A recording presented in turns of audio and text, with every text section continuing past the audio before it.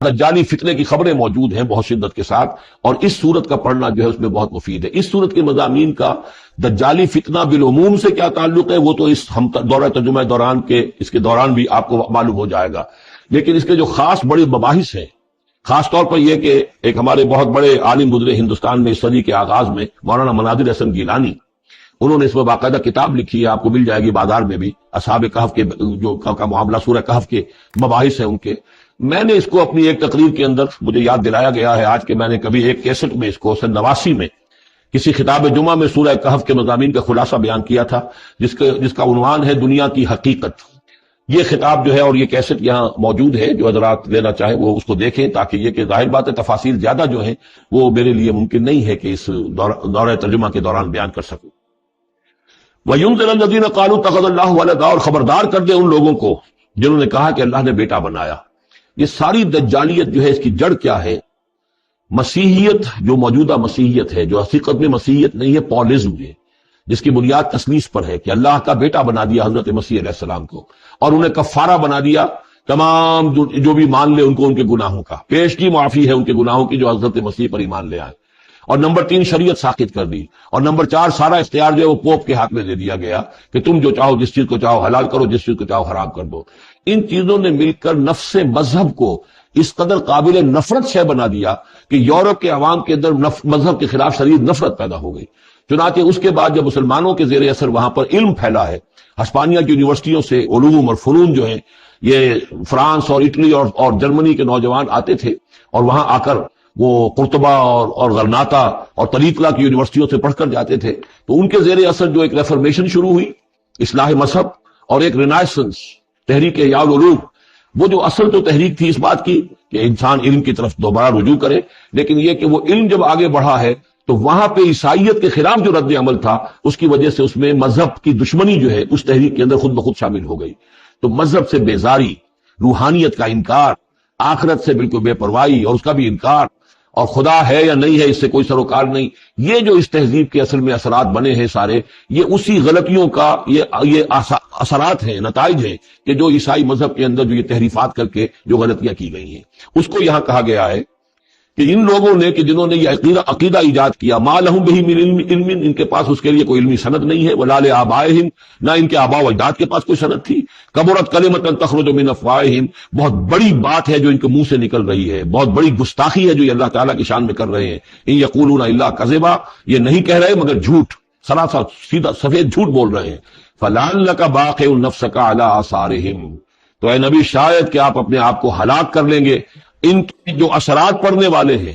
عیسائیت کے اس غلط عقیدے کے جو نتائج برآمد ہوئے ہیں، جب یہ نتائج ظاہر ہوں گے تو اتنے سنگین ہوں گے، فلعلک باخع نفسک، کہ ان کے احساس سے اور ان کے ادراک سے شاید کہ آپ اپنے صدمے سے اپنے آپ کو ہلاک کر لیں۔ ان لم یؤمنوا بهذا الحدیث اسفا، اگر یہ لوگ اس حدیث پر، اس قرآن پر، یہ بات جو بتائی جا رہی ہے اس پر ایمان نہ لائے، اس پر ایمان نہ لائے، اپنے اس غلط عقیدے پر قائم رہے، اس غلط مذہب کو انہوں نے برقرار رکھا، تو اس کا جو رد عمل ہوگا نوع انسانی پر، اور اس سے تاریخ انسانی اور انسانی ثقافت جس غلط رخ پر پڑے گی، جو دجالیت کا فتنہ اسے جنم لے گا، ان تمام چیزوں کے اثرات سے شاید آپ کو اتنا صدمہ ہو کہ فلعلک باخع نفسک علی آثارہم ان لم یؤمنوا بهذا الحدیث اسفا۔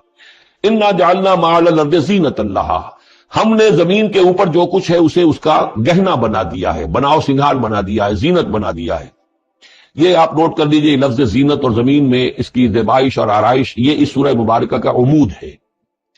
یعنی اس کو اتنا کھبا دیا ہے نگاہوں میں اللہ نے کہ آخرت سے خود بخود انسان غافل ہو جاتا ہے۔ یہ پردہ پڑ گیا ہے، چمک دمک ہے، یہ کاریں ہیں، یہ بلڈنگیں ہیں، یہ کوٹھیاں ہیں، یہ عالیشان عمارتیں ہیں، یہ کیا کچھ اس کی جو یوں سمجھیے پومپ اینڈ شو جو ہے اس وقت دنیا کا، اور ظاہر بات ہے امریکہ میں جا کر دیکھیے تو جو کچھ یہاں دیکھ رہے ہیں اس سے 10 گنا، 100 گنا، 1000 گنا آپ کو نظر آئے گا، عقلیں دنگ ہو جاتی ہیں۔ نتیجہ کیا نکلتا ہے کہ انسان یہ سمجھتا ہے کہ اصل شے یہی مادہ ہی ہے، اصل ہدایت پہ یہی لوگ ہیں، یہی لوگ ہیں صحیح معنی میں کہ جنہوں نے واقعتاً علم حاصل کیا ہے، لہذا ان کی غلط تہذیب، ان کا غلط تمدن، ان کے تمام غلط ثقافت کے معاملات کی بھی ہم اسی طریقے سے پیروی کر رہے ہیں۔ یہ سارا مسئلہ جو ہے وہ اس لیے ہے کہ یہ چمک دمک دنیا کی جو زیبائش اور آرائش اس سے ہم متاثر ہیں۔ انا جعلنا ما علی الارض زینۃ لہا، جو کچھ زمین کے اوپر ہے اسے ہم نے اسے اس کے لیے بناؤ سنگھار بنا دیا ہے، لنبلوہم، تاکہ ہم آزمائیں ان کو، ایہم احسن عملا، کون ہے ان میں سے اچھے عمل کرنے والا۔ یعنی اب یوں دیکھیے وہ شعر جو ایک ہے، اگرچہ ذرا تھوڑا سا شان باری تعالیٰ کے اعتبار سے تو شاید اتنا مناسب نہ ہو، لیکن یہ کہ مفہوم کو ادا کرتا ہے کہ رخ روشن کے آگے شمع رکھ کر وہ یہ کہتے ہیں ادھر آتا ہے دیکھے یا ادھر پروانہ جاتا ہے۔ ایک طرف ذات باری تعالیٰ ہے اور ایک طرف یہ دنیا ہے، اس کی چمک دمک ہے۔ اب یہ پروانہ جو ہے یہ انسان، اس کا امتحان ہے، آیا یہ اللہ اور آخرت کی طرف جا رہا ہے یا دنیا کی طرف اور دنیا کی زیبائش اور آرائش کی طرف جا رہا ہے۔ جو زیبائش اور آرائش کی طرف چلا گیا وہ تباہ و برباد ہو گیا، فقط خسر خسرانا مبینہ۔ اور جس نے اس دنیا کی زیبائش اور آرائش اس سے منہ موڑ کر وہ جو حقیقت جو اصل حسن ازلی ہے اللہ تعالیٰ کا اور اس کا جو جلال اور کمال ہے اور جو آخرت کی نعمتیں ہیں ان کو اختیار کر لیا، وہ کامیاب ہو گیا۔ تو امتحان اتنا ہی ہے کہ رخ روشن کے آگے شمع رکھ کر وہ یہ کہتے ہیں ادھر جاتا ہے دیکھیں یا ادھر پروانہ آتا ہے۔ وَإِنَّا لَجَاعِلُونَ مَا عَلَيْهَا صَعِيدًا جُرُزًا، اور یہ کہ جو کچھ بھی اس پر ہے ہم ایک وقت آئے گا کہ اس کو بنا کر رکھ دیں گے جیسے کہ میدان جس میں سے کہ فصل کاٹ لی گئی ہو۔ جب قیامت ہوگی کیا ہوگا یہاں پر اسی زمین کو، نہ یہاں پہ کوئی وہ پہاڑ رہ جائیں گے کوٹ کوٹ کر چپٹی کر دی جائے گی، نہ یہ آپ کے پاس جو ہے وہ اسکائی اسکریپرز رہ جائیں گے، نہ یہ اعلی شان عمارتیں ہوں گی، کچھ نہیں ہوگا۔ یہ سب برابر ہوگا جیسے کہ کسی کھیت کے اندر سے فصل کاٹ دی جاتی ہے تو اب وہ پڑا ہوتا ہے ویران۔ وَإِنَّا لَجَاعِلُونَ مَا عَلَيْهَا صَعِيدًا جُرُزًا، ہم اسے کر کے چھوڑیں گے ایسا کھیت کہ جہاں پر چورا پڑا ہوا ہو، صرف بچا کھچا جو ہے وہ اس کا توڑی کا اور کچھ نہ ہو۔ ام حسبت ان اصحاب الکہف والرقیم کانوا من آیاتنا عجبا، اب یہاں سے اصحاب کہف کی بات شروع ہو رہی ہے، کیونکہ پوچھوایا تھا یہودیوں نے اصحاب کہف کون تھے۔ کیا تم سمجھتے ہو کہ اصحاب الکہف والرقیم، رقیم جو ہے ان کی تختی تھی ایک جس کے اوپر ان کے حالات لکھ کر جو ان کے ایک جو کہف تھی ان کی غار جو تھی اس کے اوپر لگا دی گئی تھی، تو انہیں اصحاب الکہف بھی کہتے ہیں اصحاب الرقیم بھی کہتے ہیں، یہ دونوں انہیں ایک ہی گروہ کے نام ہے۔ کیا وہ تمہارے خیال میں ہماری بڑی عجیب آیات میں سے تھا؟ یعنی واقعات بات تو غیر معمولی تھی، لیکن حقیقت میں ہمارے ہاں تو ہماری تخلیق میں ہماری صنائی میں اس سے ہزاروں گنا زیادہ عجیب باتیں ہوتی ہیں، ہمارے لیے تو وہ کوئی شے ہے ہی نہیں کسی بھی درجے میں، تم سمجھتے ہو شاید وہ بہت بڑی بات ہے۔ یہ سابق کہف کا جو قصہ ہے اب میں سمجھتا ہوں کہ پورے وثوق کے ساتھ ہم کہہ سکتے ہیں کہ یہ قصہ کیا تھا۔ دیکھیے جب حضرت مسیح علیہ السلام آئے ہیں تو یہ پورا علاقہ جو ہے فلسطین کا اور یہاں پہ جو آپ نے تبلیغ کی ہے تو یہ اس وقت رومن امپائر کا ایک حصہ تھا، اگرچہ مقامی طور پر ایک لوکل بادشاہ جو تھا یہودی وہاں پر حکومت کر رہا تھا، لیکن وہ پپٹ تھا، اصل میں تو حکومت جو تھی رومیوں کی، رومی تھے بت پرست۔ اور اس کے بعد چونکہ انہوں نے بغاوت کی، حضرت مسیح تو اٹھا لیے گئے سن 30 عیسوی کے آس پاس یا 33 عیسوی کے آس پاس، لیکن اس کے بعد جو ہے یہودیوں نے بغاوت کی رومیوں کے خلاف، جس کے نتیجے میں سن 70 عیسوی میں ٹائٹس رومی نے تو ان کی حکومت بھی ختم کی اور بیت المقدس کو برباد کیا، یروشلم کو تباہ کیا، 1,33,000 یہودیوں کو قتل کیا اور ان کو بھیج دیا، نکال دیا وہاں سے باہر۔ اس وقت کا معاملہ یہ ہے کہ اب کوئی اکے دکے جو بھی رہ جاتے تھے یہاں پر، کوئی یہودی یا عیسائی، یہودیوں کو تو نکال دیا، عیسائی رہ گئے، لیکن عیسائیوں پر بھی بہت ظلم ہوتا تھا۔ یہ موحد تھے، حضرت عیسیٰ کے ماننے والے، وہ بت پرست تھے۔ تو اس زمانے میں کہیں بادشاہ کوئی تھا ڈیسیس یا دقیانوس جس کو کہتے ہیں، اس کے زمانے میں کچھ جو عیسائی تھے حضرت عیسیٰ پر ایمان رکھنے، آج کے عیسائیوں پر قیاس نہ کیجئے، جو نصارہ تھے حضرت عیسیٰ کو ماننے والے جو موحدین تھے، ان میں سے کچھ نوجوانوں کی پیشی ہوئی بادشاہ کے دربار میں۔ انہوں نے کہا کہ تم اپنے نئے دین سے اگر باز نہیں آؤ گے، اتنے دن کی مہلت تمہیں دی جا رہی ہے تو تمہیں سولی چڑھا دیا جائے گا، بس مہلت دی جا رہی ہے، جاؤ غور کر لو، سوچ لو۔ ان لوگوں نے آ کر سوچا کہ اب نہ تو ہمارے لیے یہ ممکن ہے کہ ہم مقابلہ کر سکیں، چلو کسی غار میں چھپ جاتے ہیں، دیکھیں اللہ تعالیٰ کیا کرتا ہے ہمارے لیے۔ وہ ایک غار میں جا کر چھپ گئے، اور غار میں جا کر چھپے ہیں تو اللہ نے انہیں وہاں پر سلا دیا، موت تالی نہیں کہ سلا دیا۔ اللہ کروٹ بھی بدلواتا رہا، ان کے لیے سارا کچھ بندوبست کیا، اللہ کی قدرت نے تھا۔ حضرت عزیر کو 100 برس کے لیے مار دیا تھا، موت کے بعد ان کو دوبارہ زندہ کر دیا۔ لیکن یہ کہ ان کا معاملہ یہ ہے کہ ان کو وہاں پر جو ہے تقریباً 300 برس یہ وہاں پر پڑے رہے اس غار کے اندر۔ غار کی شکل کچھ خاص ایسی تھی کہ ادھر آنا جانا لوگوں کا تھا ہی نہیں، اور یہ ہے جو موجودہ ترکی کے علاقے میں شہر ایفسس ہے ایک، اس کے آس پاس ہیں اس طرح کے غار، جیسے ایجنٹا کے غار ہندوستان کے مشہور ہیں، ایسے ہی وہاں بھی غاروں کا سلسلہ ہے، اور ہیں بھی وہ ایسے کہ ان کے دہانے جو ہیں وہ ہیں شمال کی جانب، تو دھوپ ان میں براہ راست نہیں جاتی، صرف یہ کہ ریفلیکٹڈ لائٹ تو آتی ہے لیکن یہ کہ براہ راست دھوپ نہیں جاتی، تو ایک طرح کا اندھیرا سا اس کے اندر ٹوائی لائٹ جسے آپ کہہ لیں وہ رہتا ہے سارا دن۔ وہاں پر یہ 300 برس تک سوتے رہے۔ اس 300 برس کے عرصے میں یہ ہوا کہ رومن امپائر جو ہے اس نے خود عیسائیت اختیار کر لی۔ 300 عیسوی کے اندر کانسٹنٹائن جو تھا ایمپرر وہ عیسائی ہو گیا، اب پوری امپائر جو عیسائی ہو گئی۔ اب اس کے زمانے میں اس کے بعد تھیوڈوسیس ہے ایک، 446 عیسوی میں یہ تھا، اس کے زمانے میں اللہ تعالیٰ نے ان لوگوں کو جگایا 300 برس کے بعد۔ اب یہ سمجھ رہے ہیں کہ وہی زمانہ ہے، وہی کفار کی حکومت ہے، وہی مشرکین ہے۔ اب انہوں نے ڈرتے ڈرتے اپنے کسی ایک آدمی سے کہا بھائی جاؤ یہ لے کے سکہ لے کر جاؤ، چاندی کا، کچھ نہ کچھ کھانے پینے کے لیے لے کر آؤ، دیکھنا لیکن اس طرح ہو کہ ہمارا پتہ نہ چل جائے کہ ہم یہاں چھپے ہوئے ہیں۔ وہاں جو گئے انہوں نے وہ سکہ پیش کیا، کہ یہ سکہ تمہارے پاس کہاں سے آیا؟ یہ تو بہت پرانا سکہ ہے، تو 400 سال پرانا، 300 سال پرانا سکہ کہاں سے لے آئے تمہیں کوئی خزانہ ملا ہے؟ بہرحال اس حوالے سے اب وہ جو ہے وہ پکڑے گئے، ان کی حالت جو ہے وہ جو بات سامنے آ گئی۔ لیکن جب بات سامنے آ گئی تو اب ان کا تو بہت وہ عزت کی گئی، اس لیے کہ اب تو جو ان کا مذہب تھا در حقیقت پوری مملکت کا مذہب وہی ہو چکا تھا، تو صورتحال تو تبدیل ہو چکی ہے۔ پھر یہ کہ اس کے بعد تفصیل معلوم نہیں ہے کہ غالباً وہ جا کر اپنی اسی غار میں وہ سو گئے ہیں، یا دوبارہ اللہ نے ان پر وہیں پر موت طاری کر دی ہے، اس کا دروازہ بند کر کے اور اس پر ایک تختی لگا دی گئی ہے۔ یہ اصحاب کہف ہے۔ گبن کی جو ہے the decline and fall of Roman empire, اس میں بھی یہ 7 سلیپرز، 7 سونے والے، ان کی کہانی موجود ہے۔ یہ چیز جو ہے گویا کہ رومن لٹریچر کے اندر موجود تھی، اس کا جو ذکر موجود تھا، اور قرآن مجید میں یہ امتحاناً سوال کیا گیا حضور سے، تو اس کا جواب دیا گیا کہ یہ 300 برس تک کچھ لوگوں کو سلا دینا، یہ اللہ تعالیٰ کے نزدیک تو کوئی بڑی بات نہیں ہے، تمہارے نزدیک ام حسبت ان اصحاب الکہف والرقیم کانوا من آیاتنا عجبا اذ ابى الفتية الى الکہف، جبکہ وہ نوجوان آئے اپنے اس غار میں، فقالوا، انہوں نے کہا ربنا آتنا من لدنک رحمتا، پروردگار اب خاص اپنے خزانہ فضل سے ہمارے لیے رحمت کا بندوبست فرما، وہی لنا من امرنا رشدا، اور ہمارے لیے ہمارے معاملے کے اندر جو ہے وہ کوئی عافیت کا بندوبست فرما۔ فضربنا علی آذانہم، تو ہم نے تھپکی دے دی ان کے کانوں پر، فی الکہف سنین عددا، اسی وہ غار کے اندر جو ہے وہ سوتے رہے کئی سال۔ ابھی یہاں اس بات کو نہیں چھیڑا کتنے سال، سنین عددا، متعدد سال وہ سوتے رہے۔ ثم بعثناہم، پھر ہم نے انہیں اٹھایا، لنعلم ای الحزبین احصیٰ لما لبثوا امدا، تاکہ ہم دیکھیں کہ دو گروہوں میں سے کس کو صحیح معلوم ہے کہ کتنے عرصے وہ وہاں رہے تھے۔ اس کا ذکر آگے آ جائے گا، دو گروہوں سے مراد کیا ہے۔ نحن نقص علیک نبأهم بالحق، اے نبی ہم آپ کو ان کا یہ قصہ سنا رہے ہیں، بیان کر رہے ہیں ان کے حالات حق کے ساتھ، صحیح بلا کم و کاسٹ۔ انہم فتیۃ آمنوا بربہم، وہ چند نوجوان تھے جو ایمان لائے اپنے رب پر، توحید کے ساتھ ایمان لانے والے، وزدناہم ہدی، اور ہم نے ان کی ہدایت میں اور اضافہ فرمایا۔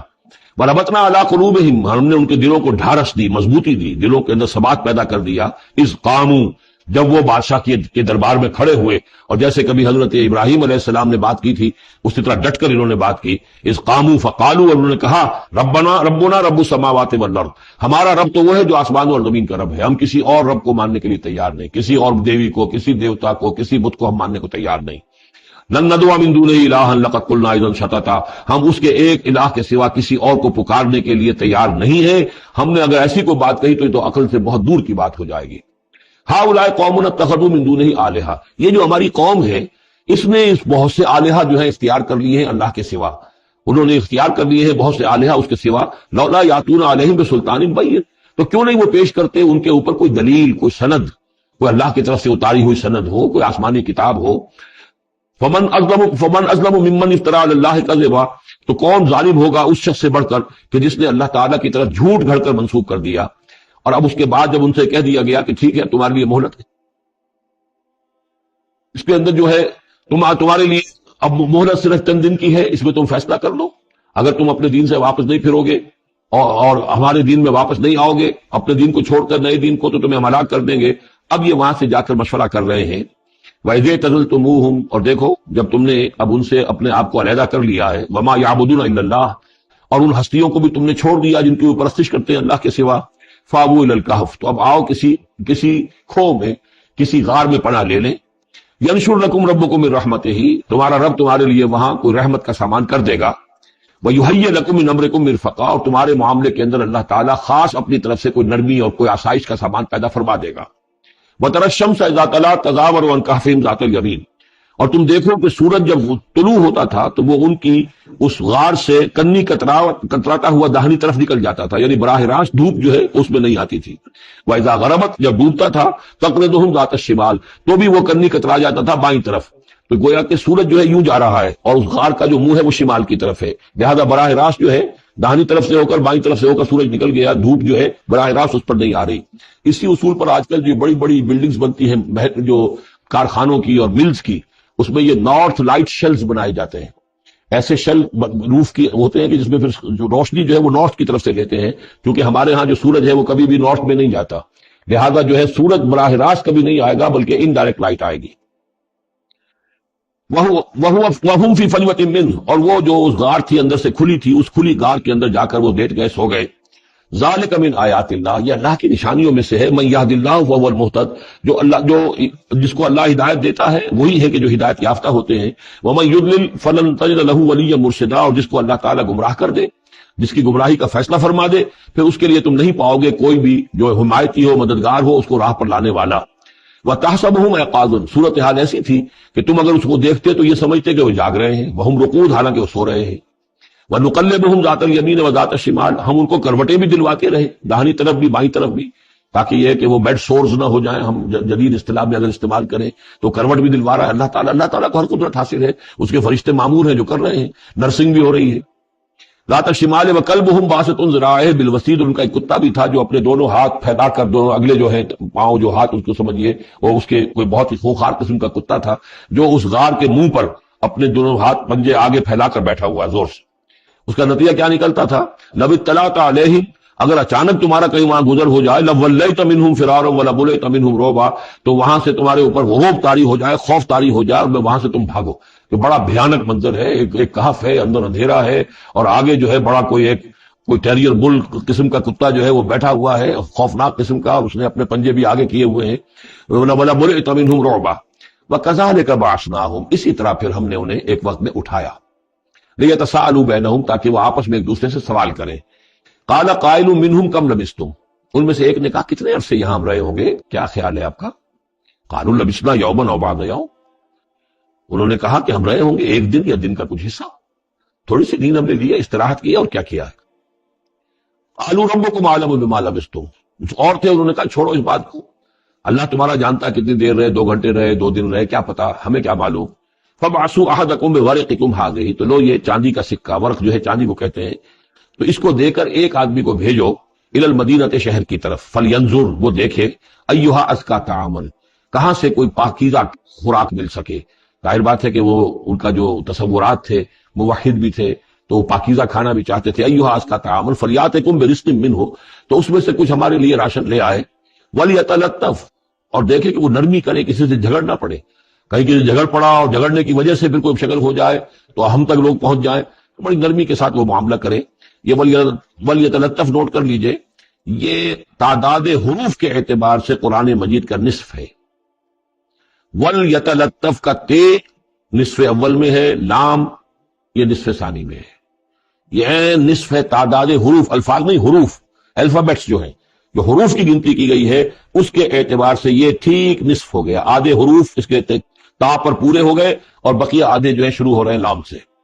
وَلْيَتَلَطَّفْ، اور نرمی کا معاملہ رکھے. وَلَا يُشْعِرَنَّ بِكُمْ أَحَدًا، اور ایسا نہ ہو کہ وہ ہمارے اوپر متنبع کر دے، لوگوں کو مطلع کر دے، اس کا ذریعہ بن جائے.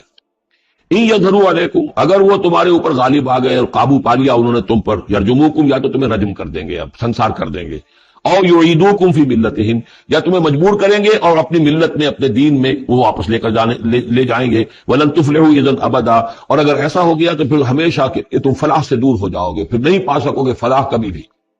وَكَذَلِكَ أَعْثَرْنَا عَلَيْهِمْ، اس طرح ہم نے مطلع کر دیا ان لوگوں پر، یعنی اب وہاں کے لوگوں نے، شہر کے لوگوں کو مطلع ہو گئے کہ یہ لوگ، ظاہر بات ہے کہ بڑا چرچا ہو گیا ہوگا یہ کون ہے. اب اس نے بات بتائی، پھر وہ آئے تو معلوم ہوا کہ ہاں واقعتاً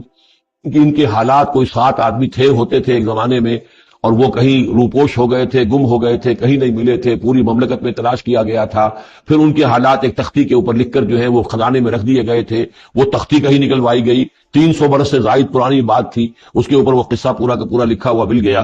تو وہ ساری چیز جو ہے وہ بات کھل گئی. وَكَذَلِكَ أَعْثَرْنَا عَلَيْهِمْ، اور اس طرح ہم نے یہ بات ظاہر کر دی ان پر. لِيَعْلَمُوا، اب اس سے کیا کیا چیزیں واضح ہوئی؟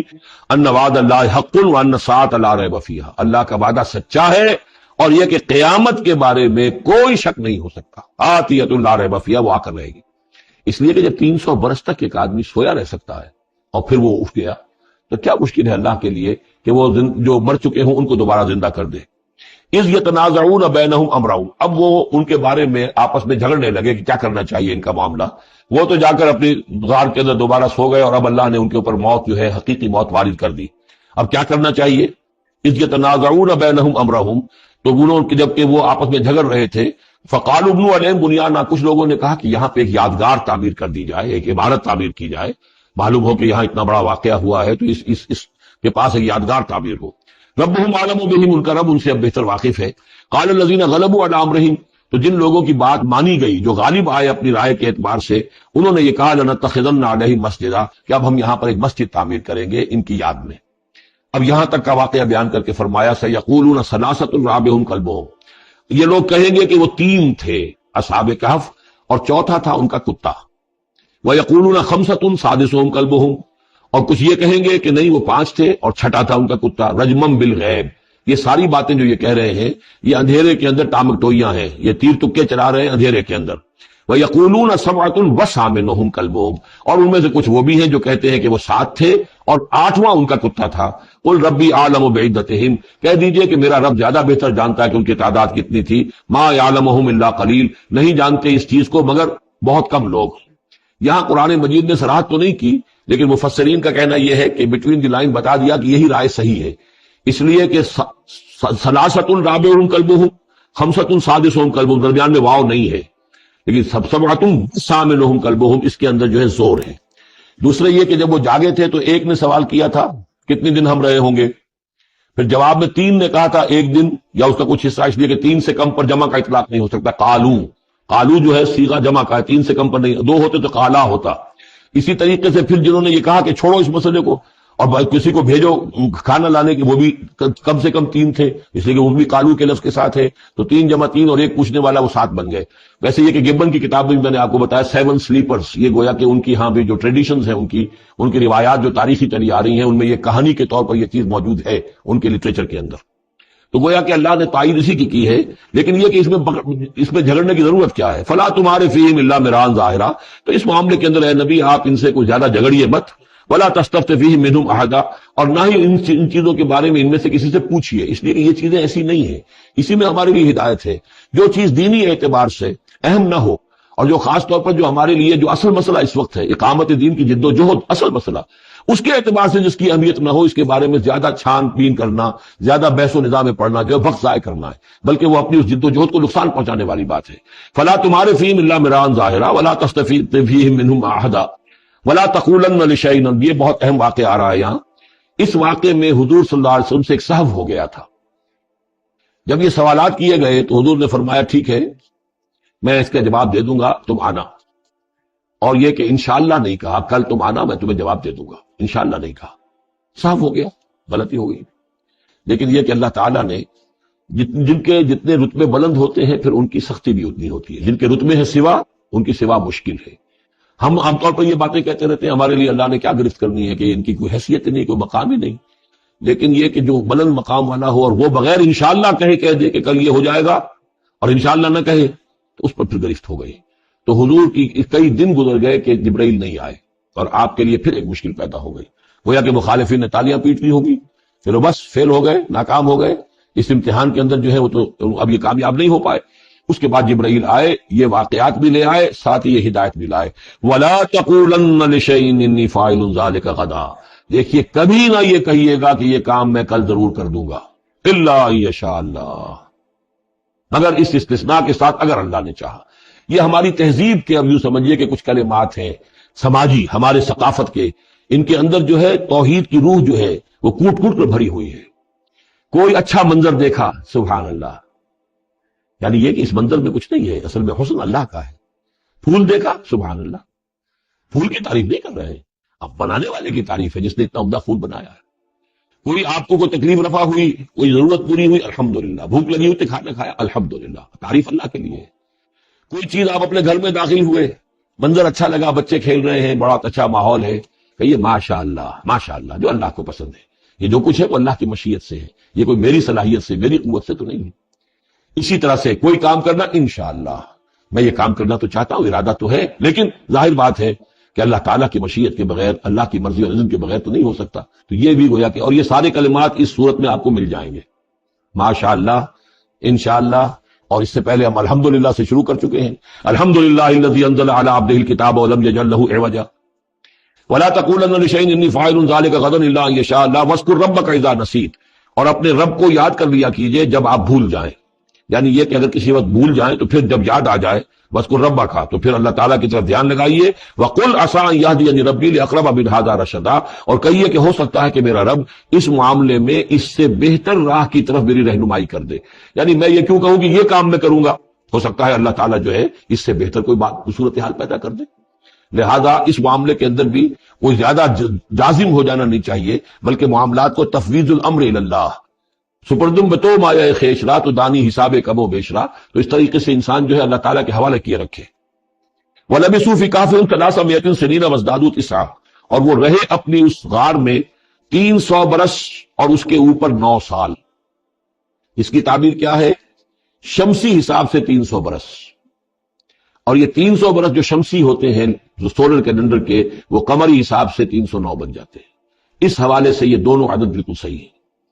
قل اللہ اعلم بما لبثوا, کہیے یہ بھی اللہ بہتر جانتا ہے کتنے عرصے رہے, اس میں بھی بحث میں پڑھنے کی ضرورت نہیں. لہو غیب السماوات والارض, اللہ تعالیٰ ہی کے اختیار میں ہے اور اللہ ہی کے علم میں ہے غیب کل کا کل آسمان اور زمین کا. اب صرف بہی واسمے, کیا ہی عجیب اور اچھا ہے وہ دیکھنے والا, اور کیا ہی اچھا ہے وہ سننے والا. اس کی سماعت, اس کی بصارت کا تم کیا اندازہ کرو گے. ما لہم من دونہ من ولی, ان کا کوئی ساتھی اور پشت بنا اور مددگار اور حمایتی نہیں ہے اس کے سوا. ولا یشرک فی حکمہ احدا, اور وہ اپنے حکم اور اختیار اور اپنی حاکمیت کے حکم میں کسی کو شریک کرنے کو تیار نہیں ہے.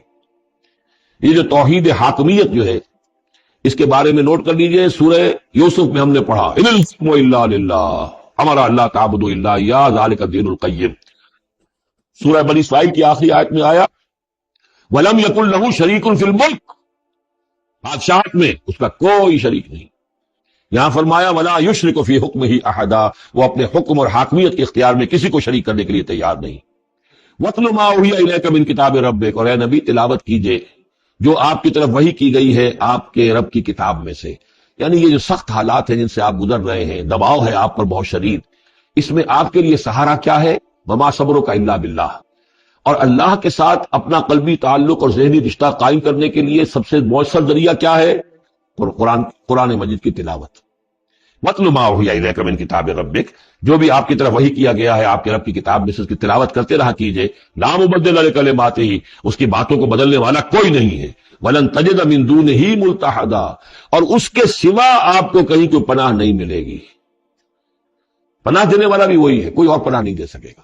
سختی کتنی بھی ہے جھیلیے, برداشت کیجئے, اس سختی کو آسان بنا سکتے ہیں اللہ کی کتاب کی تلاوت کریے اور کر کے سناتے رہیے اپنے ساتھیوں کو بھی. اسی سے تمہارے اوپر یہ سختیاں جو ہیں ہلکی ہو جائیں گی, ان بھاری چیزوں کو برداشت کرنا آسان ہو جائے گا. لیکن جان لیجئے پناہ ملے گی تو اللہ کے دامن میں, نہ کہیں جہاں میں پناہ ملی جو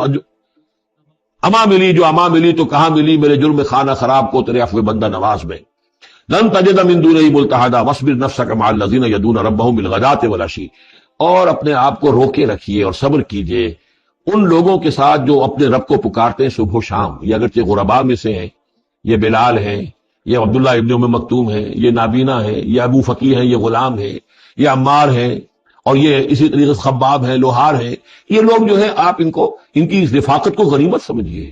وَاصْبِرْ نَفْسَكَ مَعَ الَّذِينَ يَدْعُونَ رَبَّهُم بِالْغَدَاةِ وَالْعَشِيِّ يُرِيدُونَ وَجْهَهُ, وہ اللہ کی رضا کے طالب ہیں, طلبگار ہیں, اللہ سے محبت کرنے والے ہیں. وَلَا تَعْدُ عَيْنَاكَ عَنْهُمْ, اور دیکھیے آپ کی نگاہیں ان سے ہٹ کر ادھر نہ جائیں جن کے پاس دولت ہے. انہم ترید زینت الحیات الدنیا, کہیں آپ کی نگاہ ادھر نہ جائے جہاں زیبائش ہے, آرائش ہے, دنیا کی چمک دمک ہے, دولت ہے. آپ ولید بن مغیرہ کی طرف تو متوجہ ہوں اور عبداللہ ابن ام مکتوم کی جانب نہ ہو, معاذ اللہ ایسا نہ کیجیے.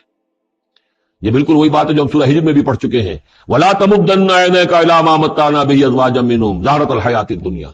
یہ جو بھی ہم نے ان کو دے رکھا ہے دنیا کا ساز و سامان, چمک دمک, اس کی طرف آپ کی نگاہیں نہ اٹھیں. ولا تعد عیناک عنہم, آپ کی نگاہیں ان سے ہٹ کر, انہیں نظر انداز کر کے ان لوگوں کی طرف نہ متوجہ ہو جائیں. ترید زینت الحیات الدنیا, تو کیا آپ بھی دنیا کی, کہ لوگوں کو یہ گمان ہونے لگے, شک ہو جائے کہ آپ کی نگاہ میں بھی دنیا کی زینت کا جو ہے بہت اس کی اہمیت ہے. ولا تطع من اغفلنا قلبه عن ذکرنا, اور مت بات مانیے اس کی جس کے دل کو ہم نے اپنی یاد سے غافل کر دیا ہے. واتبع هواه, اور جو اپنی خواہش نفس کی پیروی کر رہا ہے. وکان امره فرطا, اور اس کا کام جو ہے وہ اعتدال سے بہت ادھر ادھر ہو گیا ہے. وَاتْلُ مَا أُوحِيَ إِلَيْكَ مِن كِتَابِ رَبِّكَ لَا مُبَدِّلَ لِكَلِمَاتِهِ وَلَن تَجِدَ مِن دُونِهِ مُلْتَحَدًا.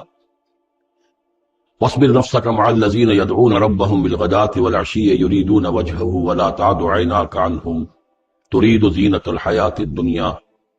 فلا تطع من اغفلنا قلبه عن ذكرنا واتبع هواه وكان امره فرطا وقل الحق من ربكم فمن شاء فليؤمن ومن شاء فليكفر انا اعتدنا للظالمين نارا احاط بهم سرادقها صدق اللہ العظیم۔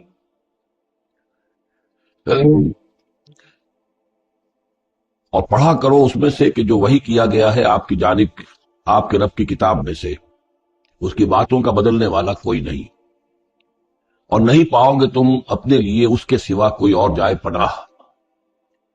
تھامے رکھو، روکے رکھو اپنے آپ کو ان لوگوں کے ساتھ جو پکارتے ہیں اپنے رب کو صبح و شام اور چاہتے ہیں اس کی رضا، طالب ہیں اس کے روئے انور کے، اور نہ دوڑیں آپ کی نگاہیں ان سے ہٹ کر آپ کہ دنیا کو یہ محسوس ہو، یہ مغالطہ ہو کہ ترید و زینت الحیات الدنیا۔ یہ ذرا مشکل مقام ہے قرآن مجید کا کہ بظاہر تو الفاظ یہ ہیں کہ آپ کی نگاہیں دنیا کی زیبائش اور آرائش کی تلاش میں ان فقراء اور غرباء سے ہٹ کر امراء کی طرف نہ اٹھیں، لیکن ظاہر بات ہے کہ حضور صلی اللہ علیہ وسلم کی یہ شان نہیں تھی، لہذا اس میں جو بات سمجھ میں آتی ہے وہ یہ ہے کہ ایسا نہ ہو کہ آپ کے التفات کی وجہ سے دنیا یہ محسوس کرے کہ ان کی نگاہ میں بھی وقت اور اہمیت جو ہے وہ دنیاوی مال و دولت اور اسباب کی ہے۔ کسی داعی حق کے لیے یہ معاملہ بہت ہی نازک ہوتا ہے کہ ایک طرف جو حالات و واقعات ہیں اس کے اعتبار سے، جو حقائق ہیں اس کے اعتبار سے، معاشرے کے جو اونچے طبقات ہوتے ہیں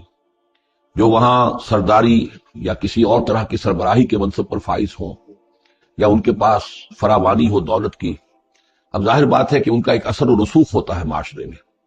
ان میں سے کوئی ایک شخص ایمان لے آئے تو وہ بہت سے لوگوں کے برابر ہو جائے گا، جیسے حضرت عمر رضی اللہ تعالیٰ عنہ اور ابو جہل کو حضور نے دونوں کو پیش کیا اللہ کے سامنے کہ اللہ ان میں سے ایک کو ضرور میری جھولی میں ڈال دے۔ ظاہر بات ہے کہ اس سے اسلام کو تقویت حاصل ہوگی، اور اس سے یہ ہے کہ جن مسلمانوں پر کا قافیہ تنگ ہوا ہے، جن کو ستایا جا رہا ہے، اگر کوئی بڑا آدمی ایمان لے آئے گا تو ان کو بھی سہارا ملے گا، جیسے کہ حضرت عمر اور حضرت حمزہ کے ایمان لانے کے بعد جو غرباء تھے، فقراء تھے اور جو غلام تھے انہیں ستایا جا رہا تھا، انہیں کچھ ریلیف ملا ہے۔ اس حوالے سے ایک طرف تو اس کی ضرورت ہوتی ہے کہ ان کی طرف توجہ کی جائے، التفات رکھا جائے، تاکہ اگر وہ ایمان لے آئے تو اس سے ایمان کو بھی تقویت ہو، اسلام کو تقویت ہو، مسلمانوں کو بھی فائدہ پہنچے۔ دوسری طرف یہ اندیشہ ہوتا ہے کہ غرباء کا دل نہ دکھے، تیسری طرف یہ کہ لوگ یہ نہ سمجھیں کہ یہ بھی زیادہ جو ہے مدارات کرتے ہیں اور زیادہ التفات کرتے ہیں امراء کی طرف، اہم لوگوں کی طرف، گویا کہ ان کی نگاہوں میں بھی دنیا کی انہی چیزوں کی وقت ہے، انہی چیزوں کی اہمیت ہے۔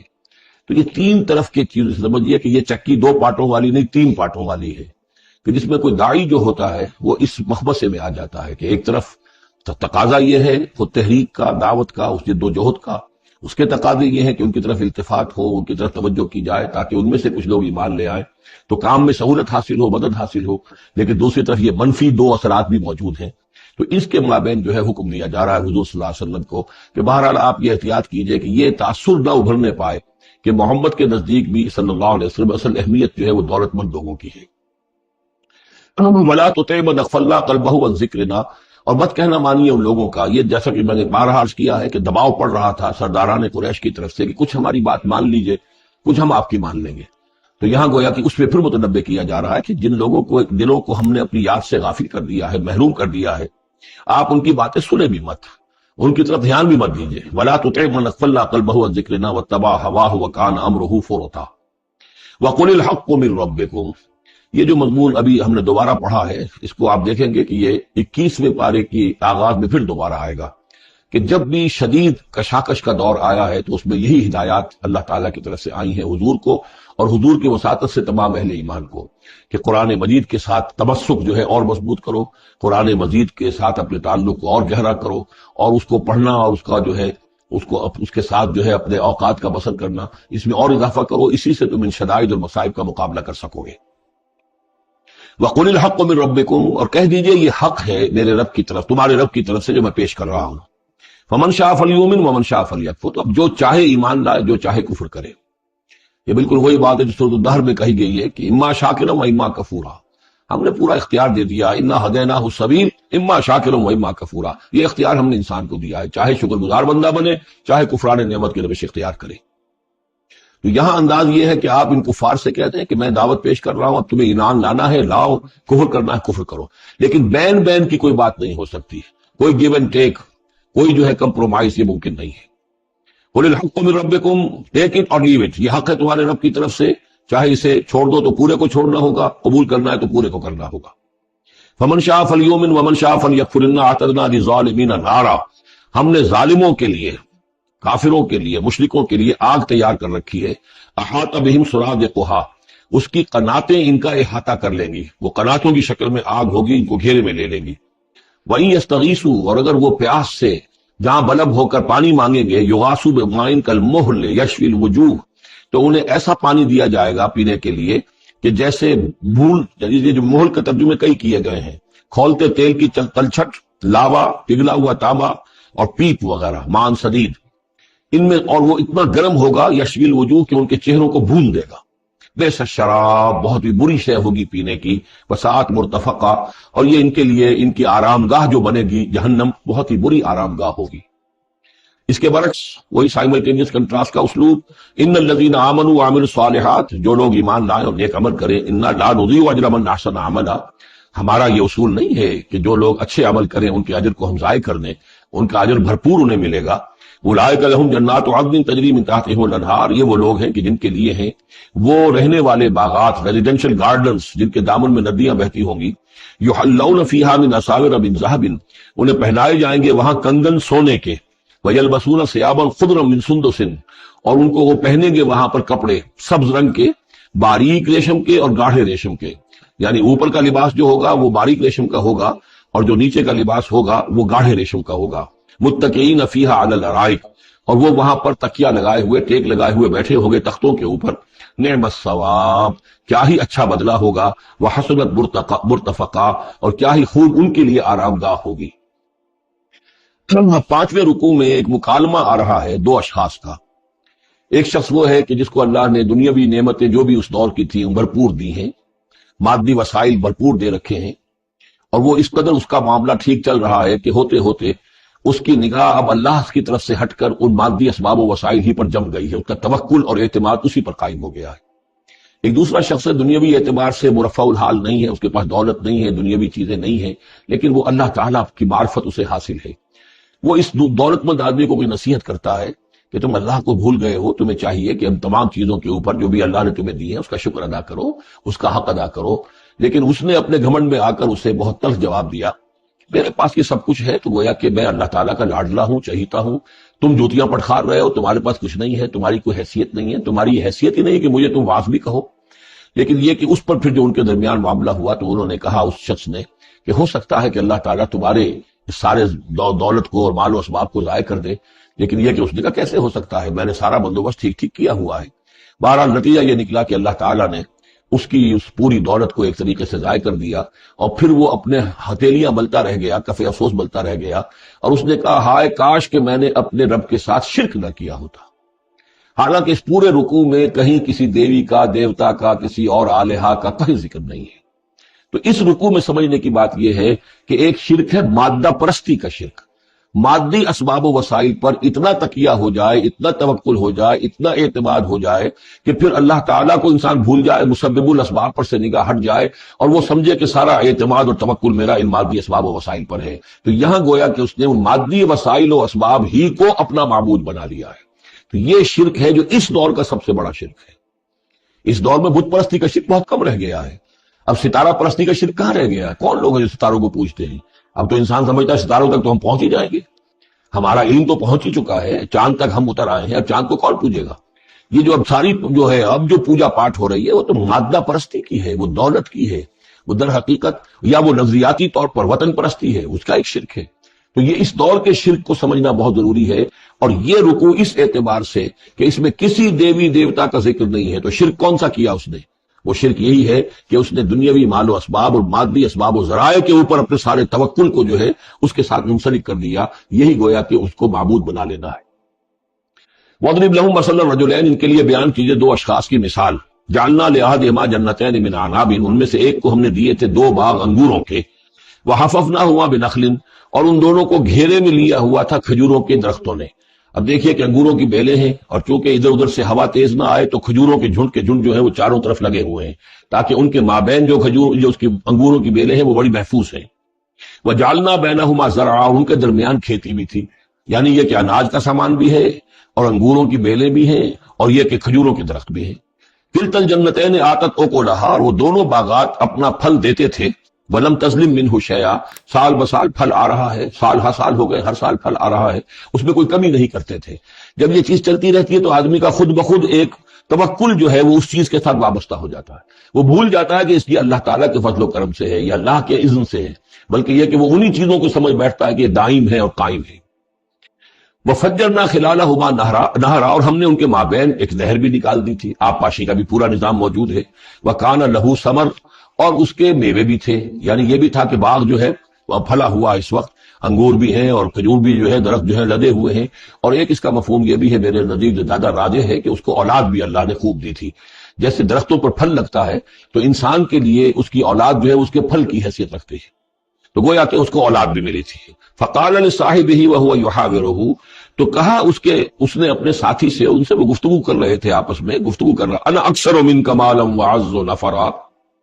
میں تم سے کہیں بڑھ کر ہوں مال میں اور نفری میں۔ اب یہ نفری کے حوالے سے میں نے کہا نہ لہو ثمر، اس کے بیٹے بھی تھے، اولاد بھی تھی، تو اس کے حوالے سے وہ نفری کی بات بھی کر رہا ہے، میرے بازو بھی بہت ہیں۔ ودخل جنتہ، وہ داخل ہوا اپنے باغ میں، وہو ظالم لنفسہ، اور وہ اپنے جان پر ظلم کر رہا تھا، یعنی اسی گمراہی کے اندر مبتلا تھا۔ قال ما اظن ان تبید هذه ابدا، انہوں نے کہا میں نہیں سمجھتا کہ یہ باغ بھی کبھی اجڑ سکتا ہے۔ کیا مجھے دھمکا رہے ہو کہ اللہ تعالیٰ جو ہے کہیں تم میری دولت سلب نہ کر لے؟ دیکھو میں نے کھجوریں کس حساب سے یہاں پر لگائی ہیں کہ کوئی اگر آئے بھی، کوئی باد سرسر آئے یا کوئی اور بھی ہوا کا تیز لو کے جھونکے آئیں تو وہ میری انگوروں کے بیلوں تک نہ پہنچے۔ یہ گویا کہ سینٹینلز کھڑے ہوئے ہیں، کھجور کے درخت جو ہیں وہ روک رہے ہیں۔ پھر میں نے یہاں پہ آب پاشی کا نظام ہے، میرے نہر چلی ہوئی ہے۔ ما اظن ان تبید هذه ابدا، میں نہیں سمجھتا کہ میرا یہ باغ جو ہے کبھی یہ کہ برباد بھی ہو سکتا ہے۔ وما اظن الساعة قائمة،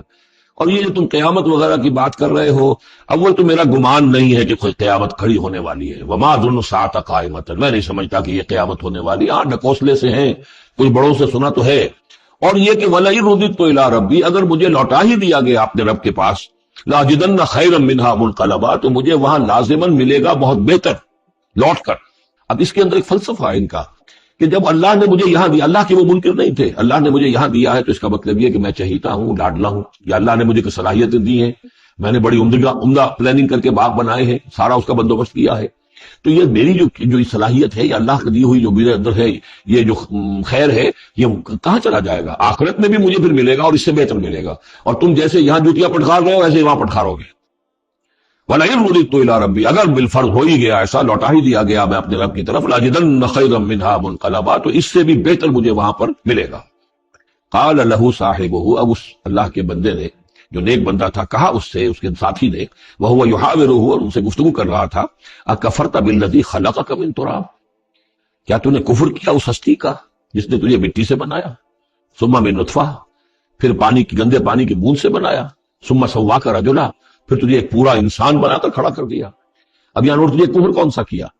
یعنی یہ کہ وہ رب مان رہا ہے اللہ کو، اور رب کے ساتھ اس نے کسی اور کا ذکر نہیں کیا ہے۔ مطلب یہ کہ آخرت کا انکار در حقیقت اللہ کا انکار ہے۔ اگر تم آخرت کے بارے میں جو کہہ رہے ہو کہ نہیں میں نہیں سمجھتا کہ یہ کوئی ہونے والی بات ہے، تو چاہے تم اللہ کو اب اقرار کر رہے ہو، لیکن حقیقت میں اگر آخرت کو نہیں مانتے تو گویا کہ اللہ کا انکار ہے۔ لیکن هو اللہ ربی، لیکن جہاں تک میرا معاملہ ہے، میں نے تو اللہ کو اپنا رب مانا ہوا ہے، وہی میرا مالک ہے، آقا ہے، ولا اشرک بربی احدا، اور میں اپنے رب کے ساتھ کسی کو شریک نہیں ٹھہراتا۔ ولولا اذ دخلت جنتک قلت ما شاء اللہ، اور کیوں نہ ایسا ہوا کہ اللہ کے بندے جب تو اپنے باغ میں داخل ہوا، تو نے باغ دیکھا پھلا ہوا ہے، ہرا بھرا ہے، ہر طرف منظر جو ہے بڑا دل خوشکن منظر ہے، تو کہتا ماشاء اللہ۔ یہ پھر وہی مجلسی کلمہ آ گیا جس میں توحید کوٹ کوٹ کر بھری ہوئی ہے، ماشاء اللہ، یہ جو اللہ نے چاہا، جو اللہ نے چاہا، یہ سب اس کے فضل و کرم سے ہے۔ لا قوت الا باللہ، کوئی طاقت نہیں ہے اللہ کے سوا، اگر اللہ کی طرف سے یہ بات نہ ہوتی تو میرے اندر کوئی صلاحیت نہیں تھی، اللہ ہی کی ہے، در حقیقت یہ دین ہے اسی کی عطا ہے۔ ان ترن انا اقل منک مالا و ولدا، اگر تم دیکھ رہے ہو کہ میں تم سے کم ہوں مال میں بھی اور اولاد میں بھی، فعسى ربی ان یؤتینی خیرا من جنتک،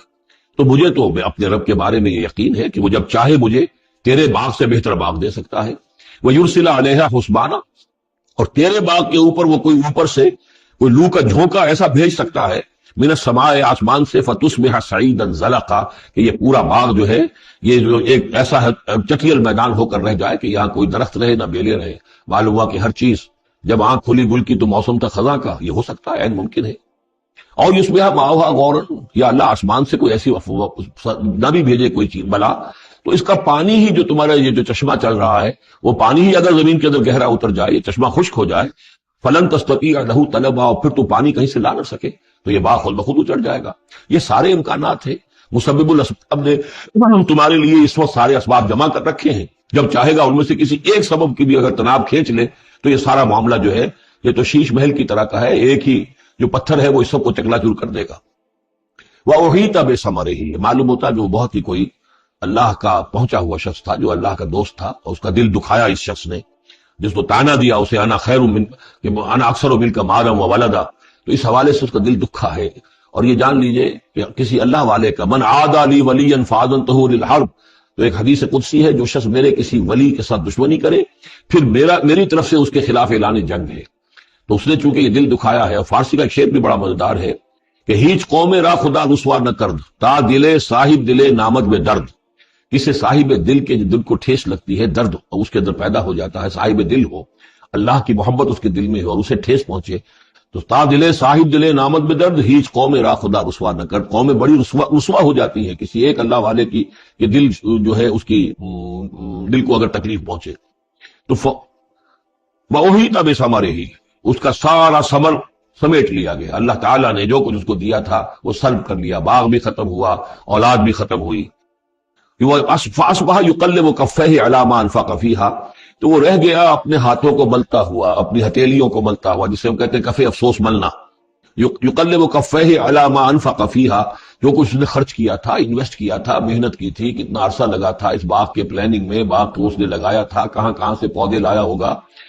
ما انفق فیہا وہی خاویۃ علی عروشہا، اور وہ باغ جو ہے گرا پڑا ہوا تھا اپنی چھتریوں کے اوپر، کیونکہ جو انگور کی بیلیں ہوتی ہیں وہ ٹٹیاں ہوتی ہیں، چھتریاں ہوتی ہیں، وہ سب اوندھی پڑی ہیں. وَيَقُولُ يَا لَيْتَنِي لَمْ أُشْرِكْ بِرَبِّي أَحَدًا، اور اس وقت وہ کہہ رہا تھا ہائے میری شامت، کیا کاش کہ میں نے اپنے رب کے ساتھ شرک نہ کیا ہوتا. اب یہ کون سا شرک ہے؟ اس پوری اس گفتگو کے اندر کہیں کسی دیوی کا، دیوتا کا، کسی کا ذکر نہیں ہے، کسی کی شفاعت کا ذکر نہیں ہے. یہ ہے ہمارا آج کا نقشہ مادہ پرستی کا. آج کی ہماری ذہنیت جو ہے پوری کی پوری اس رکوع کے اندر موجود ہے. وَلَمْ تَكُنْ لَهُ فِئَةٌ يَنْصُرُونَهُ، اور نہ ہوئی پھر اس کی کوئی جماعت، کوئی اس کی فوج ہوتی جو اس کی مدد کرتی من دون اللہ، اللہ کے مقابلے میں. وَمَا كَانَ مُنْتَصِرًا، اور نہ ہی وہ اس قابل تھا کہ کسی سے انتقام لے. کس سے انتقام لے؟ سارا فیصلہ تو اللہ کی طرف سے ہوا ہے. هُنَالِكَ الْوَلَایَةُ لِلَّهِ الْحَقِّ، یہاں تو حکومت اور اختیار کل کا کل اللہ ہی کے لیے ہے، سچے اللہ کے لیے جو الحق ہے. یہ ولایا ہے واو کے زبر کے ساتھ. والی کہتے ہیں حاکم کو، مالک کو والی، والی سے ولایا بنتا ہے.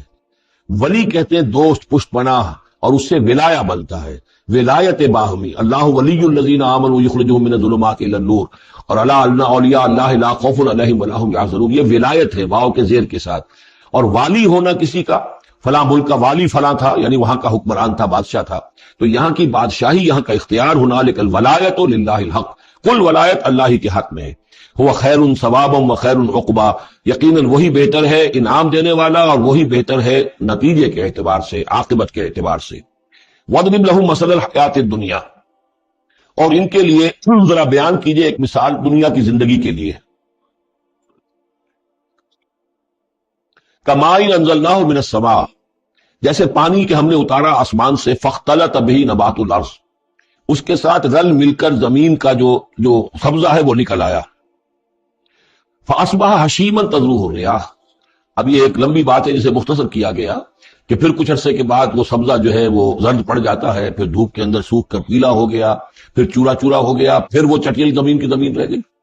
تو زندگی کا یوں سمجھیے کہ جیسے فصل لے لیجئے، کھیت کے اندر آپ نے بیج ڈالے ہیں، ہل چلایا ہے، پانی دیا ہے، اب فصل ہے، لہرا رہی ہے، ہریاول ہے، بڑا دل خوش کن منظر ہے. کچھ دنوں کے بعد اسی فصل کے اوپر جو زردی آ جاتی ہے، پھر وہ پک گئی ہے، اس کے بعد وہ کٹ جاتی ہے، کٹنے کے بعد پھر وہی منظر وہی ہے، وہی ویران منظر ہے. اور کہیں کہیں جو ہے وہ جو بھی توڑی کے تن کے کچھ پڑے ہوئے، اللہ اللہ خیر صلی اللہ۔ یہ جو سائیکل ہے، یہ پلانٹ لائف کی سائیکل ہے، 3 مہینے کی ہے، 4 کی ہے، 6 کی ہے، 7 کی ہے، یہی ہے نا۔ لیکن یہی سائیکل ایک بڑے پیمانے پر انسانی زندگی کی ہے۔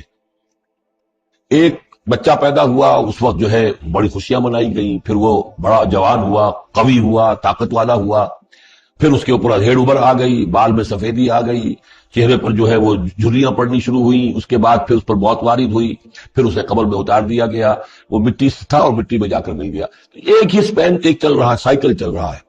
یہ انسانی زندگی کا سائیکل ہے اور یہ جو نباتاتی زندگی کا سائیکل ہے، فرق اس میں کچھ نہیں ہے۔ اوپر سے پانی آیا اور زمین کا سبزہ نکل آیا، اوپر سے روح آئی ہے اور ہمارے یہ اجساد اس زمین سے نکلے ہوئے ہیں، ان دونوں نے مل کر ہمیں اس حیات دنیاوی کی ایک شکل دے دی ہے۔ روح اوپر سے آئی ہے، زمینی شے نہیں ہے۔ بولے روح من امر ربی، اور یہ کہ زمینی طور پر جو بھی کچھ ہے، جو نظام ہے یہاں کا، اس میں یہ ہمارا جسم بنتا ہے اپنے ماؤں کے پیٹوں میں، اور پھر یہ روح کے ساتھ مل کر اس دنیا کی زندگی کے اندر ایک جو ہے ایک وقفہ امتحان جو ہے اس کو بسر کر رہا ہے۔ وَضْرِبْ لَهُم مَثَلًا الْحَيَاةِ الدُّنْيَا، ان کے لیے دنیا کی زندگی کی مثال بھی بیان کیجئے، كَمَاءٍ أَنزَلْنَاهُ مِنَ السَّمَاءِ، جیسے کہ پانی جو ہم نے اتارا آسمان سے، فَاخْتَلَطَ بِهِ نَبَاتُ الْأَرْضِ،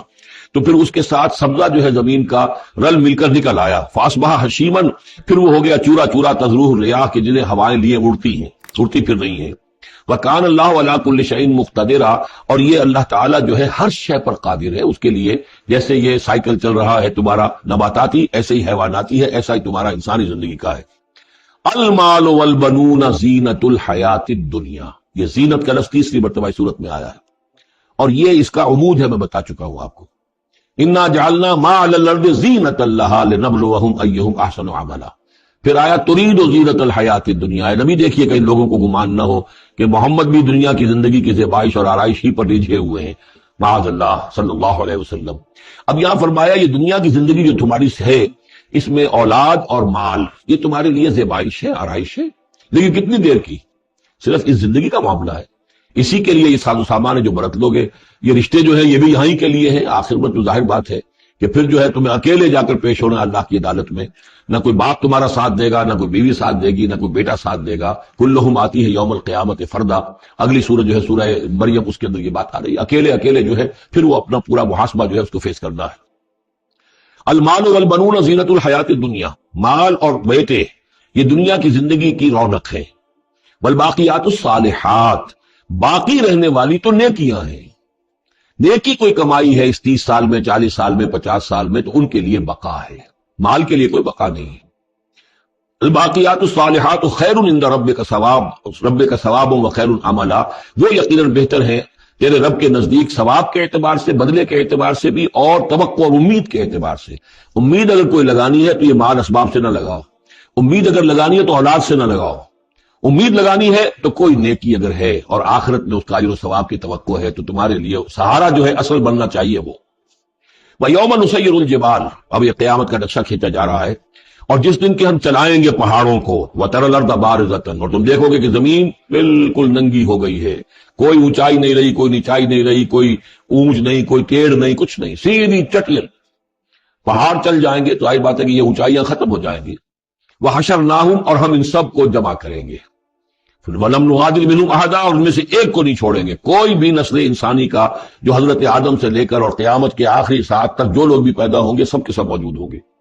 وَعُرِضُوا عَلَىٰ رَبِّكَ صَفًّا، وہ پیش کیے جائیں گے اپنے رب کے سامنے صفے باندھے ہوئے۔ لَقَدْ جِئْتُمُونَا كَمَا خَلَقْنَاكُمْ أَوَّلَ مَرَّةٍ، یہ پہلے بھی مضمون آ چکا ہے، آ گئے ہونا ہمارے پاس جیسے کہ ہم نے پیدا کیا تھا پہلی مرتبہ۔ پہلی مرتبہ کب؟ عالم ارواح میں، وہ اکٹھے تھے سب کے سب۔ بعد میں جو دنیا میں پیدائش ہماری ہوئی ہے یہ تخلیق ہے دوسری مرتبہ، یہ زمینی تخلیق کے ساتھ روح کو جوڑ کر جو ہے یہ ہمارا در حقیقت یہ تخلیق ثانی ہے۔ تخلیق اول جو ہے وہ تو ہماری ارواح کی شکل میں ہوئی، اور وہی شکل میں تھی کہ آدم سے لے کر اگر کل دنیا کی زندگی 15,000 برس ہو، فرض کیجئے آدم کے بعد سے لے کر قیامت تک، تو 15,000 برس تک جتنے انسان نسل آدم میں پیدا ہوئے بیک وقت وہ موجود تھے اس وقت بھی، اور بیک وقت موجود ہوں گے قیامت کے میدان میں بھی۔ لقد جئتمونا، آ گئے ہو ہمارے پاس، کما خلقناکم اول مرہ، جیسے کہ ہم نے پیدا کیا تھا تمہیں پہلی بار۔ بل زعمتم ان لن نجعل لکم موعدا، اس وقت ہم نے تم سے ایک قول و قرار لیا تھا، الست بربکم قالوا بلی، لیکن اس دنیا کی زندگی میں تمہیں یہ گمان ہو گیا تھا کہ تمہارے لیے ہم کوئی وقت وعدے کے وقت مقرر نہیں کریں گے، یعنی ملاقات نہیں ہوگی، تم بھول گئے تھے اس ملاقات کو، جی چرا رہے تھے ہم سے ملنے سے، الذین لا یرجون لقاءنا، جو ہم سے ملاقات کی امیدواری نہیں ہے، اس خیال ہی کو ذہنوں سے دور رکھتے تھے کہ کبھی اللہ کے حضور میں حاضری ہے۔ ووضع الکتاب، اور اعمال نامہ لا کر رکھ دیا جائے گا، وضع۔ اب وہ اعمال نامہ کیا ہوگا؟ کون سا جوائنٹ قسم کا کوئی کمپیوٹر ہوگا؟ ہر فرد نوع بشر، آدم کی ہر نسل کا اس میں پورا کارنامہ زندگی محفوظ ہوگا۔ آپ کو معلوم ہے جیسے کمپیوٹر کے اوپر ایک بٹن دبتا ہے اور وہ سب آ گیا، اور ایک بٹن دبے گا اس کا پورا جو چھپ کر بھی آ گیا، ایک فرد کی پوری زندگی کا ریکارڈ موجود ہے۔ جیسا کہ میں نے کئی بار تک عرض کیا، ان چیزوں کا ماننا اب جتنا آسان ہو گیا ہے، آج سے 100 برس پہلے ماننا اتنا آسان نہیں تھا۔ کس قدر گہرے ایمان بالغیب کی ضرورت تھی۔ آج تو یہ چیزیں ہمارے حساب کتاب میں آ رہی ہیں، چھوٹے چھوٹے سے بٹن کی طرح کا تو ٹیپ ریکارڈر ہوتا ہے کہ آپ سے ملنے کے لیے کوئی آیا ہے، آپ کو پتہ ہی نہیں، اور اس کا جو بٹن ہے، جو کوڈ کا آپ بٹن سمجھ گئے، وہ ٹیپ ریکارڈر ہے، وہ آپ کے ساتھ جو گفتگو ریکارڈ ہو رہی ہے، آپ کو پتہ ہی نہیں۔ جو صورتحال یہ ہو چکی ہے،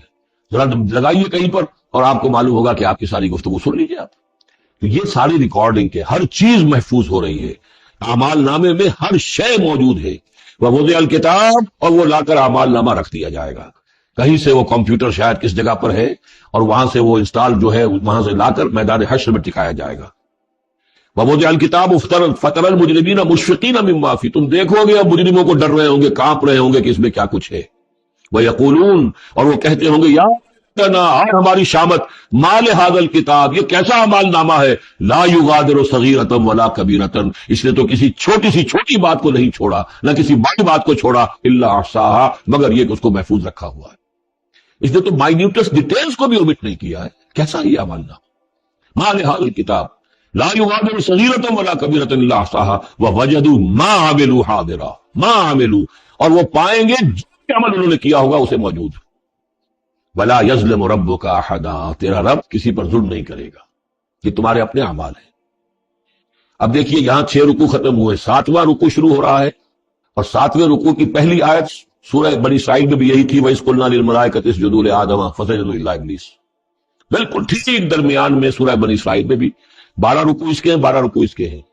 سورہ بنی اسرائیل کی 111 آیات ہیں، سورہ کہف کی 110 آیت ہیں، یعنی یوں سمجھیے کہ نہایت حسین، متوازن، ہر اعتبار سے بہت ہی خوبصورت جوڑا ہے۔ اس کی نسبت زوجیت جو ہے اس سورہ بنی اسرائیل اور سورہ کہف کی بہت نمایاں ہے۔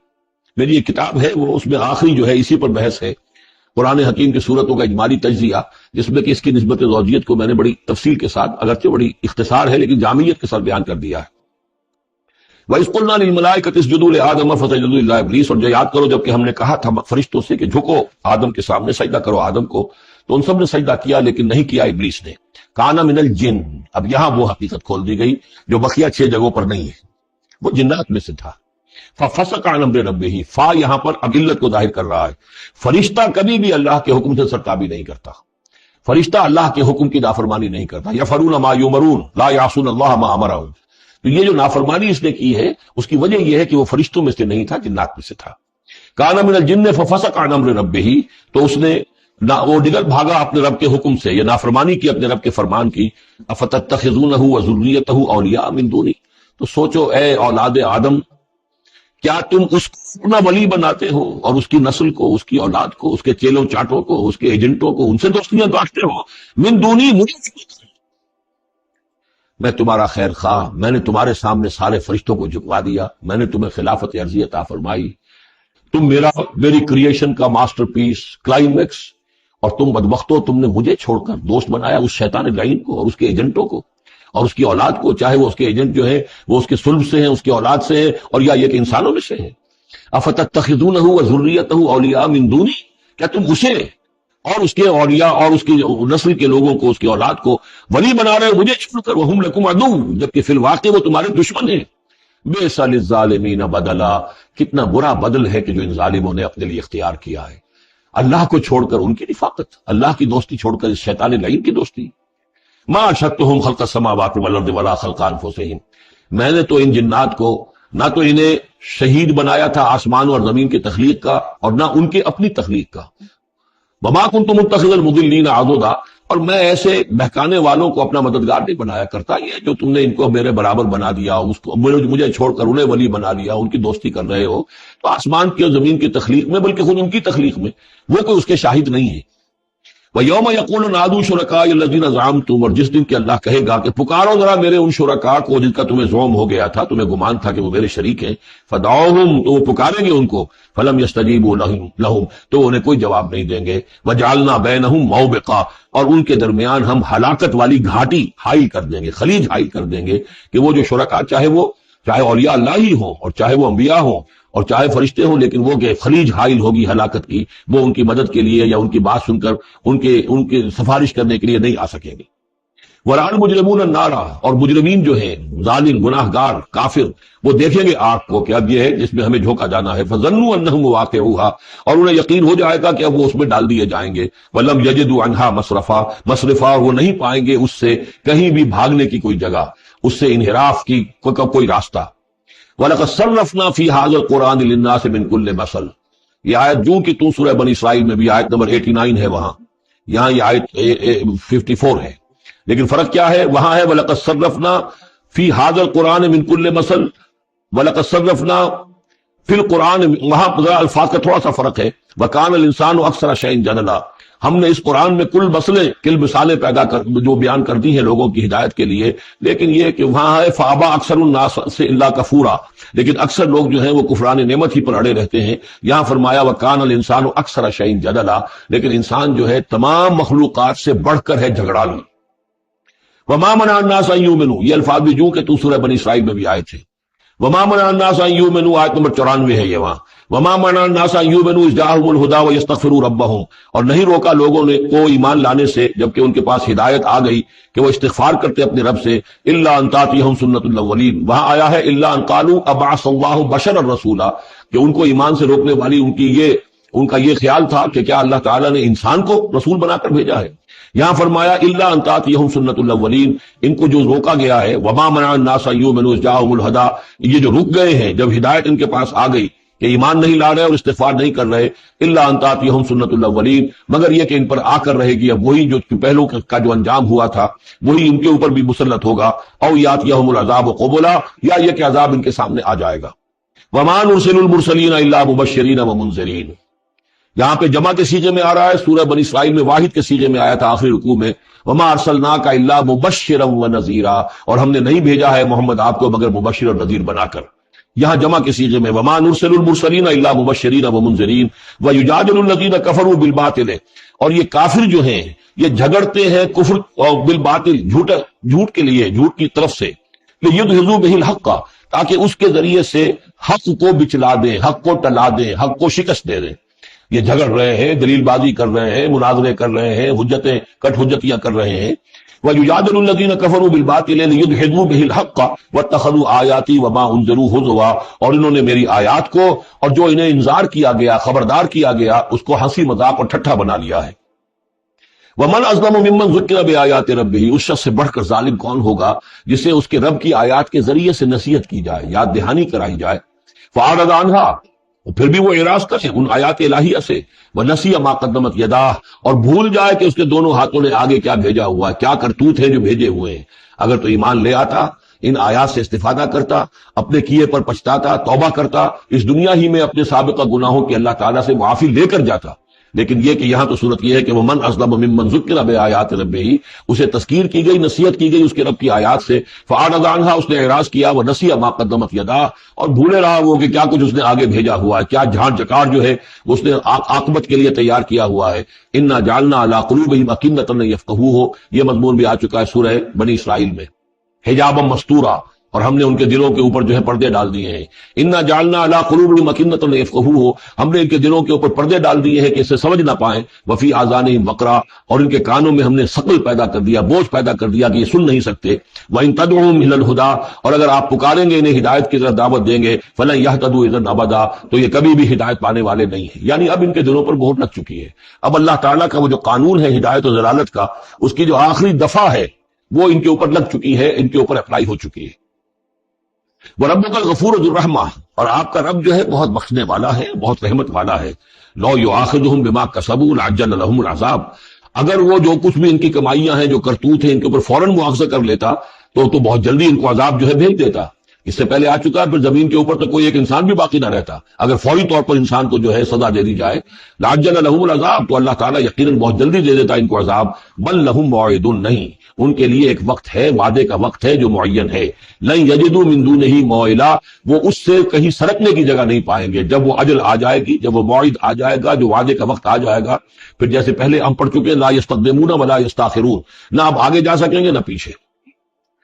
وَإِذْ قَالَ وَتِلْكَ الْقُرَىٰ أَهْلَكْنَاهُمْ لَمَّا ظَلَمُوا، اور یہ وہ بستیاں ہیں جن کا کہ ذکر ہم قرآن مجید میں بار بار کر چکے ہیں. یہ احقاف کے اندر جو لوگ آباد تھے، اور یہ جو حجر میں لوگ تھے، اصحاب الایکا تھے، وہ عمورہ اور صدوم کی بستیاں تھیں. وَتِلْكَ الْقُرَىٰ أَهْلَكْنَاهُمْ لَمَّا ظَلَمُوا، ہم نے ان کے رہنے والوں کو ہلاک کیا جبکہ انہوں نے ظلم کی روش اختیار کی، شرک کی اور کفر کی روش اختیار کی. وَجَعَلْنَا لِمَهْلِكِهِمْ مَوْعِدًا، اور ان کی بھی ہلاکت اور بربادی کے لیے ہم نے ایک وعدے کا وقت معین کر دیا تھا. اس وقت معین سے پہلے عذاب ان پر بھی نہیں آ سکتا تھا. وَإِذْ قَالَ مُوسَىٰ لِفَتَاهُ لَا أَبْرَحُ حَتَّىٰ أَبْلُغَ مَجْمَعَ الْبَحْرَيْنِ أَوْ أَمْضِيَ حُقُبًا. اب یہ دو رکوع ہیں کہ جن میں حضرت موسیٰ علیہ السلام کے ایک سفر کا ذکر ہے. روایات میں جو بات معلوم ہوتی ہے، اور وہ اس قرآن مجید کے بیان کے ساتھ وہ چیز مطابقت رکھتی ہے، اس لیے بیان کر رہا ہوں کہ حضرت موسیٰ کو اللہ تعالیٰ نے حکم دیا کہ فلاں جگہ پر جاؤ اور وہاں تمہیں ہمارا ایک بندہ ملے گا، اور وہ بندہ جو ہے بہت صاحب علم ہے، کچھ عرصہ اس کے پاس رہو. ہو سکتا ہے کہ یہ حضرت موسیٰ علیہ السلام کا بھی ابتدائی دور ہو نبوت کا، اور جیسے کہ اللہ تعالیٰ نے ہمیں معلوم ہے روایات سے 3 برس تک جو حضور صلی اللہ علیہ وسلم کی تعلیم کا بندوبست کیا ہے، ایک فرشتہ جو ہے مستقل جو ہے آپ کے ساتھ رہا ہے. اسی طریقے سے شاید اللہ تعالیٰ نے کسی یا تو فرشتے کو، جسے ہم خضر کہہ دیتے ہیں، یہ بھی کوئی یقین کے ساتھ معلوم نہیں کہ وہ خضر علیہ السلام، قرآن میں ان کا نام نہیں ہے. یہ بھی رائے ہے کہ وہ فرشتے ہیں، یہ بھی رائے ہے کہ وہ انسانوں میں سے کوئی انسان ہے جن کو اللہ تعالیٰ نے بہت لمبی عمر دے دی ہے. جیسے جن کو دے رکھی ہے ایک ابلیس کو، تو انسانوں میں سے ایک اچھے اپنے نیک اور اپنے پسندیدہ اور برگزیدہ انسان کو بھی اس نے بہت بڑی عمر دے رکھی ہے، وہ حضرت خضر ہے. واللہ عالم، اس کے بارے میں کوئی تفصیل ہم نہیں جان سکتے. لیکن یہ کہ حضرت موسیٰ علیہ السلام سے کہیں کسی جگہ پر ان کو یہ خیال آ گیا کہ شاید اس وقت روئے ارضی پر سب سے زیادہ علم جو ہے اللہ تعالیٰ نے مجھے عطا کیا ہے. لیکن اس کے لیے پھر ذرا تعدیباً اور تربیتاً اور تعلیماً اب انہیں کہا گیا کہ فلاں ہمارا بندہ فلاں جگہ جاؤ، تمہاری ملاقات ہوگی، کچھ دیر اس کے پاس رہو اور دیکھو کہ وہ اس سے کیا حکمت تم سیکھ سکتے ہو. اب اس کے لیے حضرت موسیٰ نکلے ہیں اپنے نوجوان ساتھی خادم کے ساتھ، یوشع ابن نون ان کو ساتھ لے کر. وَإِذْ قَالَ مُوسَىٰ لِفَتَاهُ لَا أَبْرَحُ حَتَّىٰ أَبْلُغَ مَجْمَعَ الْبَحْرَيْنِ، اور جب کہا موسیٰ نے اپنے اس نوجوان ساتھی سے جن کا نام یوشع ابن نون ہے کہ میں نہیں باز آؤں گا یہاں تک کہ چلتا رہوں اور پہنچ جاؤں مجمع البحرین تک، جہاں پر کہ دونوں دریا مل جاتے ہیں، او امضیہ حقبا، یا پھر میں چلتا رہوں گا، چاہے وہ مجھے سینکڑوں برس گزر جائیں میں چلتا رہوں گا. بتایا گیا تھا مجمع البحرین پر وہ ملے گا، اور خاص نشانی اس کی بتا دی گئی تھی کہ ہمارا وہ بندہ وہاں ملے گا تمہیں. اب مجمع البحرین پر بھی اختلاف ہے. ایک کا تو خیال یہ ہے، وہ جو نقشہ میں نے آپ کو دکھایا تھا، کہ یہ جو ریڈ سی ہے، اس کی جو 2 کھاڑیاں ہو جاتی ہیں، تو ان کا جو مقام اتصال ہے گویا کہ وہاں بھیجا گیا کہ یہاں پر. لیکن صحیح رائے زیادہ جو ہے وہ یہ ہے کہ یہ جو دریائے نیل آتا ہے مصر میں، تو یہ سوڈان سے آتا ہے، تو 2 دریا مل کر یہ دریا بنتے ہیں، النیل الازرق اور النیل الابیض. ایک سفید رنگ کا پانی ہے اور ایک بھی نیلے رنگ کا پانی ہے. یہ نقشہ ہمیں بھی اٹک پر نظر آتا ہے. دریائے سندھ جو تربیلا سے نکل کر پانی آتا ہے وہ نیلے رنگ کا ہے، اور جو دریائے کابل کا پانی آ رہا ہوتا ہے مغرب سے، تو اس کا وہ پانی گدلا ہے. اور کافی دور تک پھر ہمیں نظر آتا ہے کہ یہ دریائے کابل کا پانی چل رہا ہے گدلے رنگ کا، اور یہ صاف صاف پانی جو ہے دریائے سندھ کا چل رہا ہے. تو اسی طرح کا معاملہ وہاں پر ہے. نیل جو ہے نیلا نیل اور سفید نیل، النیل الازرق اور النیل الابیض، وہاں پر پہنچے ہیں. کہیں یہ یوں سمجھیے خرطوم کے آس پاس. تو میں اب چلتا جاؤں گا. فلما بلغا مجمع بینہما، جب یہ پہنچ گئے اس دونوں دریاؤں کے ملنے کی جگہ پر، نسیا حوتہما، یہ بتا دیا گیا تھا کہ ایک جو مچھلی ہے تل کر اس کو ساتھ لے لینا تاکہ تمہارے وہ غذا کا کام بھی دے گی، اور اسی کو نشانی بنانا تھا اللہ نے بتانے کے لیے کہ کس جگہ پر وہ اس شخص سے ملاقات ہوگی. جب وہ پہنچے ان دونوں کی مجمع کے مقام پر، نسیا حوتہما، تو انہوں بھول گئے اپنی اس مچھلی کو. فاتخذ سبیلہ فی البحر سربا، اور وہ مچھلی جو ہے وہ زندہ ہو کر، حالانکہ بھنی ہوئی تھی تلی ہوئی تھی، وہ زندہ ہو کر اور اس نے وہ سرنگ سی بنا کر اور سمندر میں چلی گئی. فلما جاوزا، اب یہ نقشہ جو ہے یہ ان کے جو ساتھی تھے یوشع ابن نون، انہوں نے دیکھا ہے اپنی نگاہ سے کہ یہ معاملہ ہوا ہے، لیکن یہ کہ اس کا تذکرہ کرنا حضرت موسیٰ علیہ السلام سے بھول گئے. فلما جاوزا، جب وہ وہاں سے آگے نکل گئے، قال لفتاه آتنا غداءنا، انہوں نے اپنے اس نوجوان ساتھی سے کہا، خادم سے، کہ بھائی ہمارا وہ کھانا لے آؤ، ناشتہ لے آؤ، لقد لقینا من سفرنا هذا نصبا، اب ہمیں اس سفر سے کوئی تکان طاری ہو گئی ہے، ایگزاسشن ہو رہی ہے۔ اور یہاں یہ نقطہ بیان کیا ہے مفسرین نے کہ چونکہ اس اصل مقام سے آگے نکل آئے تھے اس لیے اب تکان ہوئی ہے، ورنہ جو مقام تک پہنچنا تھا وہاں تک انہیں تکان کا کوئی احساس نہیں ہوا۔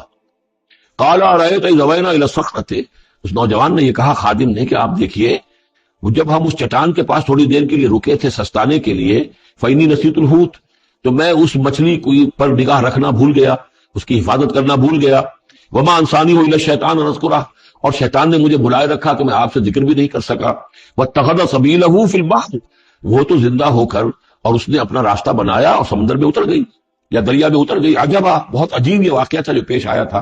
قال ذالک ما کنا نبغی، اب حضرت موسیٰ نے کہا اسی کے تو اب تلاش میں تھے، یہی تو نشانی بتائی گئی تھی کہ یہاں پر، اب چلو واپس وہیں۔ فارتد علی آثارہما قصصا، تو وہ اب لوٹے اپنے نقوش پا کو دیکھتے ہوئے، چونکہ وہیں پہنچنا ہے اب جہاں پر کہ وہ مچھلی جو ہے وہ زندہ ہو کر اور دریا میں اتر گئی تھی۔ فوجد عبدا من عبادنا، اب جو وہاں پہنچے تو پایا ہمارے بندوں میں سے ایک خاص بندے کو، آتیناہ رحمتا من عندنا، ہم نے اسے رحمت عطا کی تھی خاص اپنے پاس سے، وعلمناہ من لدنا علما، اور اسے علم سکھایا تھا خاص اپنے پاس سے۔ یہ علم لدنی ایک اصطلاح ہے جو یہیں سے لفظ اخذ کیا گیا ہے۔ ایک علم وہ ہے جو ہم سیکھتے ہیں، جو بھی پڑھتے ہیں سیکھتے ہیں، تفسیر پڑھی ہے، عربی پڑھی ہے، نحو پڑھی ہے، فقہ پڑھی ہے، یہ علم حاصل ہو رہا ہے، یا جیوگرافی پڑھی ہے، تاریخ پڑھی ہے۔ ایک وہ علم ہے جو اللہ کسی کے دل میں ڈال دیتا ہے بغیر کسی مادی طور پر دنیاوی اعتبار سے کسی تحصیل علم کی مشقت سے گزرے ہوئے، اس کو علم لدنی کہتے ہیں۔ لدن کہتے ہیں نزدیک، لدن اللہ، لدنی ہم نے اپنے پاس سے، اپنے خاص خزانہ فضل سے، خاص خزانہ فیض سے اسے علم عطا کیا تھا۔ ہم نے اسے رحمت بھی دی تھی، آتیناہ رحمتا من عندنا وعلمناہ من لدنا علما۔ قال لہ موسیٰ، ان سے کہا موسیٰ نے، هل اتبعک، اگر آپ اجازت دیں تو میں کچھ عرصہ آپ کے ساتھ رہوں، علی ان تعلمنی مما علمت رشدا، لیکن اس لیے اس شرط کے ساتھ کہ آپ مجھے بھی سکھائیں کچھ جو آپ کو علم دیا گیا ہے اور جو بڑی سعادت مجھے اللہ نے بتایا ہے کہ آپ کو اللہ نے بڑا عقل، بڑی سمجھ بوجھ اور بڑی حکمت عطا کی ہے۔ قال انک لن تستطیع معی صبرا، انہوں نے کہا کہ دیکھو تم میرے ساتھ رہ کر صبر نہیں کر سکو گے۔ وکیف تصبر علی ما لم تحط بہ خبرا، اور کیسے صبر کرو گے اس چیز پر کہ جس کا کہ علم تمہارے پاس نہیں ہے، جس کا تم نے احاطہ نہیں کیا ہے، تمہیں تو بات بڑی غلط لگے گی، عجیب سی لگے گی۔ قال ستجدنی انشاءاللہ صابرا، حضرت موسیٰ نے کہا کہ نہیں، انشاءاللہ آپ مجھے صابر پائیں گے، میں صبر کروں گا، ولا اعصی لک امرا، اور میں آپ کی کسی حکم کی خلاف ورزی نہیں کروں گا۔ اب دیکھیے یہاں انشاءاللہ صبر کے ساتھ تو آ گیا، ولا اعصی لک امرا، آپ کے حکم کی خلاف ورزی نہیں کروں گا، یہاں انشاءاللہ نہیں آیا ہے، اور اسی میں خلاف ورزی ہو گئی، یعنی یہ کہ انہوں نے جو حکم دیا تھا پھر اس کی وہ پابندی نہیں کر پائے۔ ولا تقولن لشیء انی فاعل ذلک غدا، اس کے ساتھ اس کو جوڑ لیجئے جو پڑھا ہے اسی صورت میں، حضور سے کہا گیا تھا کبھی نہ یہ کہیے گا، یہاں بھی کہتے ہیں انشاءاللہ میں کوشش کروں گا، انشاءاللہ اللہ تعالیٰ کے فضل و کرم سے میں آپ کے حکم کی خلاف ورزی نہیں کروں گا۔ قال فإن اتبعتنی، اب یہ حکم ہے ان کا، انہوں نے کہا کہ اگر تم میرے ساتھ چلنا چاہتے ہو، رہنا چاہتے ہو، فلا تسألنی عن شیء، تو کسی چیز کے بارے میں مجھ سے خود مت پوچھنا، حتی احدث لک منہ ذکرا، یہاں تک کہ میں خود اس کے بارے میں کوئی تذکرہ کروں، بس دیکھتے جاؤ جو بھی میرے ساتھ ہو رہا ہے، دیکھتے رہو، آبزرو کرو، چپ رہو، خاموش رہو، میں جب مناسب سمجھوں گا جو اصل حکمت ہے ان چیزوں کی جو تمہارے مشاہدے میں آئیں گی وہ میں تمہیں بتا دوں گا، لیکن تم مجھ سے سوال نہیں کرو گے۔ فانطلقا، اب وہ دونوں چلے، گویا کہ حضرت موسیٰ نے وہ بات مان لی۔ حتی اذا رکبا فی السفینۃ، یہاں تک کہ جب وہ دونوں سوار ہوئے کشتی میں، خرقھا، اب ان صاحب نے، یہ جو صاحب موسیٰ انہیں کہیں یا حضرت خضر کہیں، انہوں نے کشتی کا ایک تختہ اکھاڑ دیا۔ قال خرقتها لتغرق اهلها، اب حضرت موسیٰ علیہ السلام کہاں خاموش رہنے والے تھے، اتنا غلط کام کر رہے ہو تم، ساری کشتی کو ڈبونا چاہتے ہو، کیا تم نے توڑ ڈالا ہے، پھاڑ دیا ہے اس کشتی کو تاکہ غرق کر دو اس کے اندر جو سوار ہیں ان سب کو؟ لقد جئت شیئا امرا، یہ تو آپ نے ایک بہت غلط کام کیا، بہت بھاری ایک جرم ہے جو آپ سے سرزد ہوا ہے۔ قال الم اقل انک لن تستطیع معی صبرا، انہوں نے کہا کیا میں نے نہیں کہا تھا کہ تم میرے ساتھ صبر نہیں کر سکو گے؟ تو اصل بات سمجھ لیجئے وہ کیا ہے کہ دنیا میں جو ظاہر میں کوئی عمل ہو رہا ہوتا ہے ہم اس کو دیکھتے ہیں، اس کے پیچھے اللہ کی کیا مشیت کام کر رہی ہے وہ ہمیں نظر نہیں آتی۔ بظاہر کوئی شے ہمارے لیے بری ہے، اس کے پیچھے کوئی خیر آ رہا ہے، ہم اس بری چیز کو برا سمجھ کر اور وہ ہم جو ہے نالا و شیون کا معاملہ اختیار کر لیتے ہیں۔ عسیٰ ان تکرہوا شیئا وہو خیر لکم وعسیٰ ان تحبوا شیئا وہو شر لکم واللہ یعلم وانتم لا تعلمون، یہ ہے اصل میں وہ بات کہ جو سورہ بقرہ میں ہم نے پڑھی تھی. ہو سکتا ہے تم کسی چیز کو برا سمجھو جبکہ حقیقت میں وہ تمہارے لیے بہتر ہو،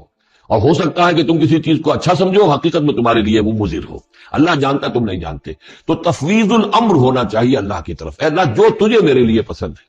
لیکن یہ جو بھی فرشتے کر رہے ہوتے ہیں، اور ظاہر بات ہے یہ بھی ہو سکتا ہے فرشتے ہوں یا اولیاء اللہ میں سے کسی کی روح ہے، تو جیسا کہ شاہ ولی اللہ کا قول میں نے آپ کو سنایا ہے کہ وہ بھی ملائکہ کے طبقہ اسفل میں شامل ہو جاتے ہیں اور وہی اللہ تعالیٰ کے احکام کی جو ہے تنفیذ کرتے ہیں.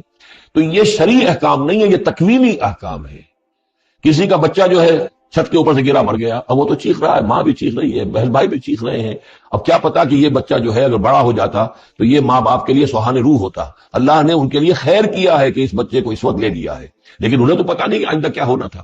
تو ہم ظاہر کو دیکھ کر جو ہے گھبرا جاتے ہیں اور اس کو اپنے لیے برا سمجھ بیٹھتے ہیں، جبکہ اللہ تعالیٰ کی بید خیر، اللہ کے ہاتھ میں خیر ہی خیر ہے. لیکن ہماری شارٹ سائٹڈنس ہے کہ جس کی وجہ سے ہم چیزوں کو کسی اور رنگ میں لے رہے ہیں.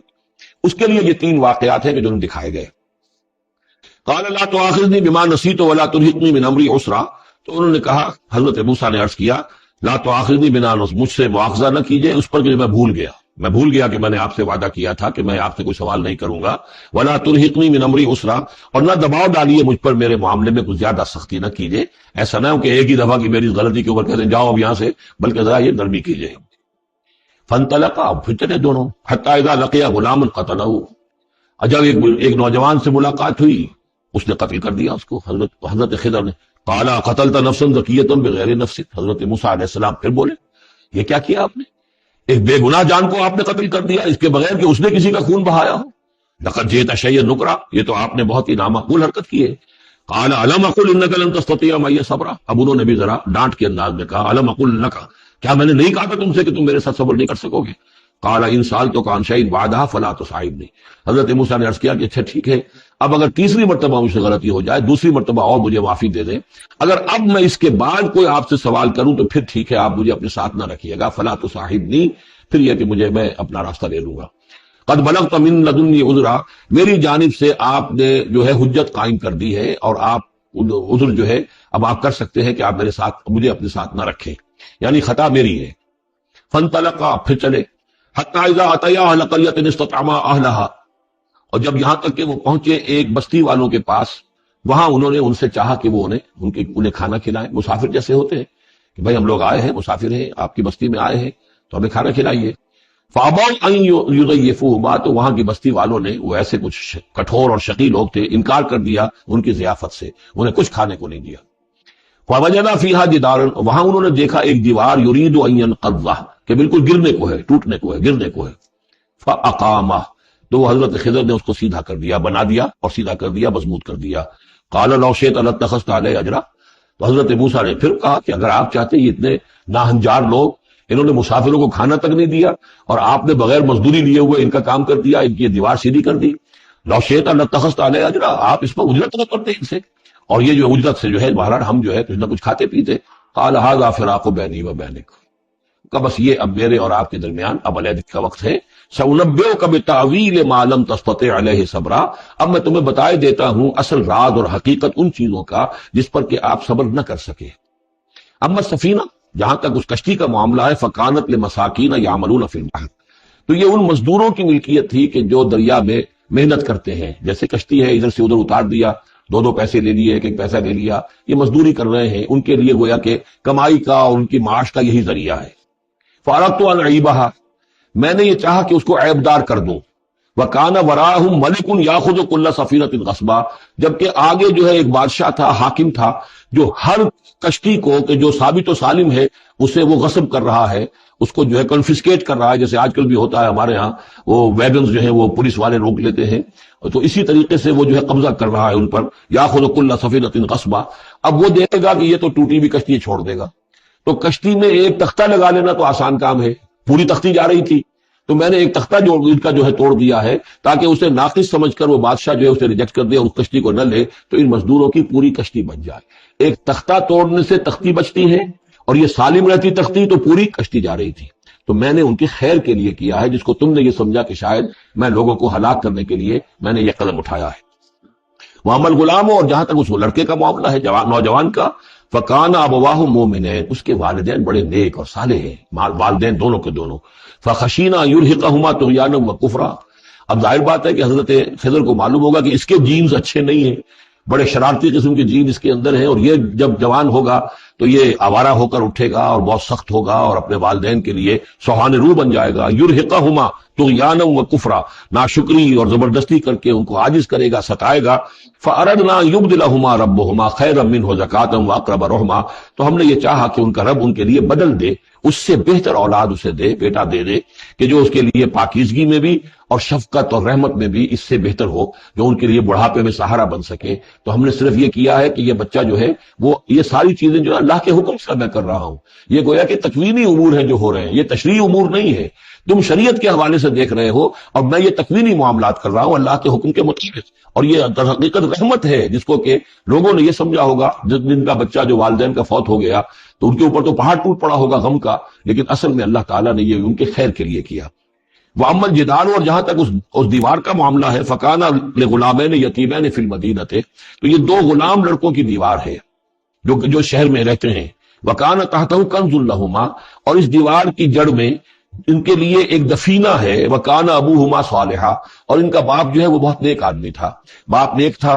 این وہ جو سمجھئے کہ کسی جوانی میں یا کوئی وقت جو ہے وہ اس کی موت کا وقت آ گیا، بچے چھوٹے چھوٹے تھے، اس نے کچھ اپنی پونجی جو ہے گھر کے اندر ایک دیوار کی جڑ کے اندر بنیاد کے اندر دفن کر دی، یہ بڑے ہو جائیں بچے یہ نکال لیں،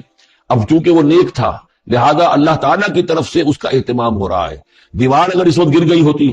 تو یہ خزانہ ظاہر ہو جاتا، اور ابھی وہ بچے جو ہیں وہ چھوٹے ہیں، تو لہذا یہ لوگ جو ہیں بستی والے کتنے ناہنجار ہیں جنہوں نے ہمیں کھانے کو نہیں دیا ہے، وہ کیا یتیموں کے اس مال کی کا لحاظ کریں گے؟ وہ سارا کا سارا اس مال کو قبضہ کر لیں گے، تو میں نے وہ دیوار بنا دی ہے، کان ابوہما صالحا، ان کا باپ بہت نیک آدمی تھا، فاراد ربک ان یبلغا اشدہما، تو آپ کے رب کا یہ فیصلہ ہوا کہ یہ دونوں بچے جو ہیں اپنی پوری جوانی کو، پختگی کو، بلوغت کو پہنچ جائیں، ویستخرجا کنزہما، اور پھر وہ اپنا خزانہ نکال لیں، رحمتا من ربک، یہ تینوں امور آپ کے رب کی رحمت کا منظر ہے۔ بظاہر جو بھی نظر آ رہا ہے تو دنیا میں جو حالات و واقعات ہو رہے ہیں یہ حقیقت دنیا کے اعتبار سے ہم اس کے ظاہر کو دیکھتے ہیں، اور ظاہر کے حوالے سے ہی دل گرفتہ ہو گئے، رنجیدہ ہو گئے، نقصان ہو گیا، یہ ہو گیا، ہاں اے فلک پیر جواں تھا ابھی عارف، کیا تیرا بگڑتا جو نہ مرتا کوئی دن اور، مرثیوں پر مرثیے کہے جا رہے ہیں، یہ سب کچھ ہوتا ہے، لیکن یہ پتہ نہیں ہوتا کہ اللہ تعالیٰ کی طرف سے جو بھی ہے وہ خیر ہے، اسی میں بھلائی ہے۔ تو بندہ مومن کا کام کیا ہے؟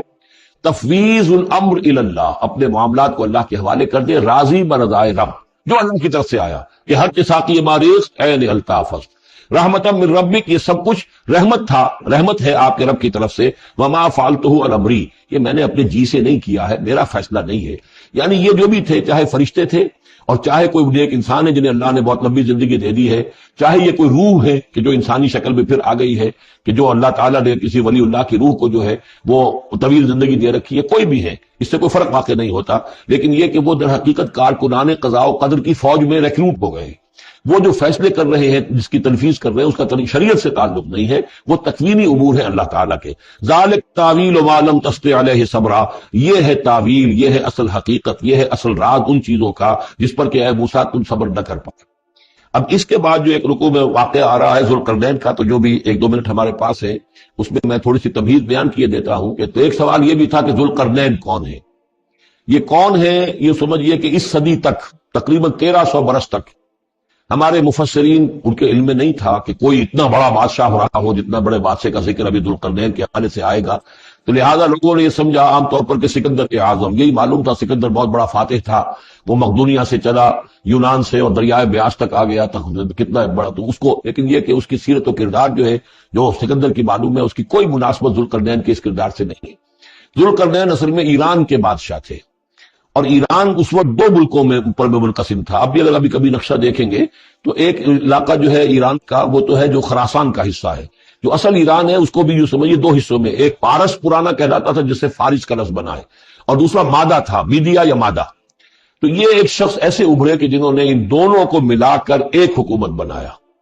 اور وہاں سے سلطنت ایران کا جو یوں سمجھیے کہ جو ان کا ایک سنہرا دور ہے، اور ان کی عظمت و سطوت جس کی کہ وہ بہت زیادہ جس پر فخر کرتے ہیں، اس لیے کہ ایرانی قوم بڑی نیشنلسٹ ہے، نسل پرست ہے، ان کے اندر اپنی تاریخ پر، اپنی روایات پر جو ہے وہ بہت ان کو فخر ہے۔ تو وہاں سے وہ دور شروع ہوا، اور انہوں نے پھر اس علامت میں کہ میں نے دو ملکوں کو جوڑ کر ایک بنایا ہے، اپنے تاج کے اندر دو سینگ لگا لیے تھے، اور وہ جو ہے ذوالقرنین یہ لقب ان کا ہو گیا تھا۔ اس کے حوالے سے سوال کیا گیا اور اس کے بارے میں تفصیل جو اگلے رکوع میں آئے گی۔ وَيَسْأَلُونَكَ عَنْ ذِي الْقَرْنَيْنِ قُلْ سَأَتْلُو عَلَيْكُم مِّنْهُ ذِكْرًا صدق اللہ العظیم۔ ذوالقرنین کے بارے میں آپ کو بتا چکا ہوں کہ ان کا نام تاریخ میں جو مشہور ہے وہ کہ خسرو یا سائرس، اور انہی سے اصل میں ایران کی عظمت کے دور کا آغاز ہوا تھا۔ چنانچہ تقریباً میں سمجھتا ہوں کہ شاید 25-30 سال پہلے کی بات ہے، جب شہنشاہ ایران، اس وقت جب کہ ان کی بادشاہت جو ہے وہ بڑے عروج پر تھی، انہوں نے 2500 سالہ برسی منائی تھی انہی کہ خسرو کی، سائرس کی۔ ان کی قبر جو ہے مقبرہ وہ دریافت ہو گیا تھا، اور وہاں پر ان کا ایک مجسمہ بھی دریافت ہوا تھا کھدائی پر۔ اس مجسمے میں وہ دو لگے ہوئے تھے، سینگ بھی۔ اس موضوع پر سب سے پہلے مولانا ابوالکلام آزاد مرحوم نے، جو اپنی ترجمان القرآن کے نام سے انہوں نے مختصر ترجمہ اور تفسیر لکھی ہے، اس میں بڑے تفصیلی نوٹس لکھے ہیں۔ سب سے پہلے اہل علم کے حلقے میں ان کے بارے میں جو معلومات ہیں وہ ان کے ذریعے سے آئی ہیں، اب یہ تقریباً یونیورسلی ایکسیپٹڈ ہے۔ پھر سوال پیدا ہوتا ہے کہ ان سے کیا دلچسپی یہود کو تھی، تو وہ بھی سمجھ لیجئے کہ نبوکدنضر نے 587 قبل مسیح میں حملہ کیا تھا فلسطین پر، اور نبوکدنضر عراق کا بادشاہ تھا۔ اس مڈل ایسٹ کو ذہن میں رکھیے کہ میڈیٹرینین کے بالکل ساتھ ہے ملک شام، اور شام ہی کا ایک علاقہ فلسطین ہے۔ اس وقت جو ہے یہ فلسطین اور اسرائیل اور شرق اردن اور ویسٹ بینک اور لبنان، یہ سب مل کر جو ملک بنتے ہیں، در حقیقت یہ شام عرب ہے، یہ شام ہے۔ پھر اس کے مشرق میں یہ عراق عرب یا عراق ہے، اور اس کے مشرق میں پھر ایران ہے۔ تو عراق کا بادشاہ تھا جس نے حملہ کیا تھا یروشلم پر، تباہ و برباد کیا، اور ان کو قیدی بنا کر لے گیا۔ کیپٹیوٹی کا دور ان کا تقریباً 150 برس کا ہے۔ لیکن اس عرصے میں ایران میں یہ شخصیت ابھری کہ خسرو کی یا سائرس کی۔ اس نے پھر فتوحات کا دائرہ شروع کیا، تو سب سے پہلے عراق کو فتح کیا، بیبیلونیا کو، اور یہاں پر جو یہ اسیر تھے یہودی، ان کو اجازت دے دی کہ تم واپس جاؤ، اپنا یروشلم آزاد کرو، اپنے جا کر آباد کر لو دوبارہ۔ تو گویا کہ یہ محسن ہیں، ان کے ذوالقرنین جو ہے ان کے محسن ہیں، جن کی وجہ سے، کہ جن کے ذریعے سے اللہ تعالیٰ نے انہیں بیبیلونیا یعنی عراق کی کیپٹیوٹی، جو ان کی اسارت کا دور تھا، اس کو ختم کیا، آزادی ملی، اور پھر یہ واپس آئے۔ حضرت عزیر علیہ السلام کے ساتھ قافلہ آیا ہے، اور وہ تقریباً پھر انہوں نے آ کر یہاں اثر نو اس شہر کو بھی آباد کیا، اور ہیکل جو ہے حضرت سلیمان علیہ السلام کا بنایا ہوا جو عبادت خانہ تھا، اس کو دوبارہ تعمیر کیا۔ اس اعتبار سے ذوالقرنین جو ہے وہ ان کی تاریخ میں ایک معروف شخصیت ہے۔ تاریخ سے معلوم ہوتا ہے کہ انہوں نے پھر ایران کی پہلی حکومت کو کنسولیڈیٹ کر کے پارس اور مادہ کو ملا کر ایک سلطنت ایران بنائی۔ پھر ان کی فتوحات کے 3 دائرے ہیں۔ مغرب کی طرف میڈیٹرینین تک پورا علاقہ فتح کر لیا، مشرق میں پھر یہ ہمارا جو مکران تک کا علاقہ ہے، یہ سارا کا سارا علاقہ ایران کے ساتھ ہی ملتا ہوا ہے، بلوچستان، مکران، یہ پورا علاقہ انہیں فتح کیا۔ ایک مہم ان کی شمال کی طرف گئی، بحیرہ کیسپین جو ہے، اور ادھر سے جو وہ بلیک سی ہے، بحیرہ اسود، ان دونوں کے درمیان جو پہاڑی سلسلے ہیں، یہ شمال کی طرف جو ہے تیسری مہم گئی۔ جیسے کہ حضرت عمر رضی اللہ تعالیٰ عنہ کے عہد میں بھی 3 لشکر نکلے تھے مسلمانوں کے جزیرہ نما عرب سے۔ ایک لشکر شام سے ہوتا ہوا پھر مصر کی طرف گیا ہے، ایک لشکر عراق سے ہوتا ہوا ایران کی طرف گیا ہے، اور ایک لشکر سیدھا شمال کی طرف گیا ہے، اور کوہ کاف تک جو ہے، جس کو کوکیشیا کہتے ہیں، وہاں تک کی فتوحات حاصل کی مسلمانوں نے۔ تو تقریباً یہی سمجھیے کہ ایک بلو پرنٹ تھا، جو کہ یعنی ہمارے اس دور خلافت راشدہ سے جو سمجھیے کہ لگ بھگ کوئی 2000 سال قبل جو ہے یہ واقعہ پیش آیا ہے، یا بلکہ اس سے کم، کوئی 1500 سال قبل یہ واقعہ پیش آیا ہے، اور یہ ذوالقرنین جو ہے یہ یہاں پر ایک بڑی عظیم سلطنت کے بانی بنے ہیں۔ لیکن نیک آدمی تھے، اور معلوم یہ ہوتا ہے کہ یہ اصل میں جو کہانیاں ہیں، یہ ان کے داستانیں ہیں کہ ان کو قتل کیا جانا تھا۔ یہ کہیں شہزادے تھے کسی چھوٹی سی مملکت کے، اور وہاں سے ان کو کسی نے بچایا کسی طریقے سے، اور پھر یہ صحرا میں رہے روپوش، اور وہاں کسی نبی کی تعلیم سے ان کو آشنائی ہوئی ہے۔ ہو سکتا ہے کوئی اسرائیلی نبی ہی کی تعلیم ہو، یہ بھی ہو سکتا ہے کہ زرتشت جو ہیں وہ بھی کوئی اللہ کے نبی ہو اور ان کی تعلیم ان تک پہنچی ہو، لیکن خود ان کا کردار جو قرآن پیش کر رہا ہے وہ بہت ایک نیک، مومن، صالح، ایک بندہ مومن، اس کا کردار ہے۔ یہ کردار جو ہے کسی بھی درجے میں 1% بھی جو ہے وہ کسی اور دوسرے فاتح پر یا کسی اور حکمران کے اوپر، جنہیں بھی ہم جانتے ہیں تاریخی اعتبار سے، ان پر منطبق نہیں ہوتا۔ یہ انہی کی شخصیت ہے۔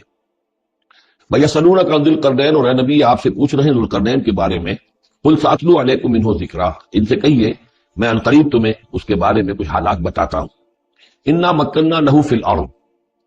ہم نے اسے زمین میں بڑا تمکن عطا کیا تھا، غلبہ عطا کیا تھا. وآتیناہ من کل شیء سببا، اور ہم نے اسے ہر طرح کا ساز و سامان، وسائل و ذرائع، تمام اسباب جو ہیں فراہم کر دیے تھے. فاتبع سببا، تو انہوں نے پھر ایک مہم تیار کی،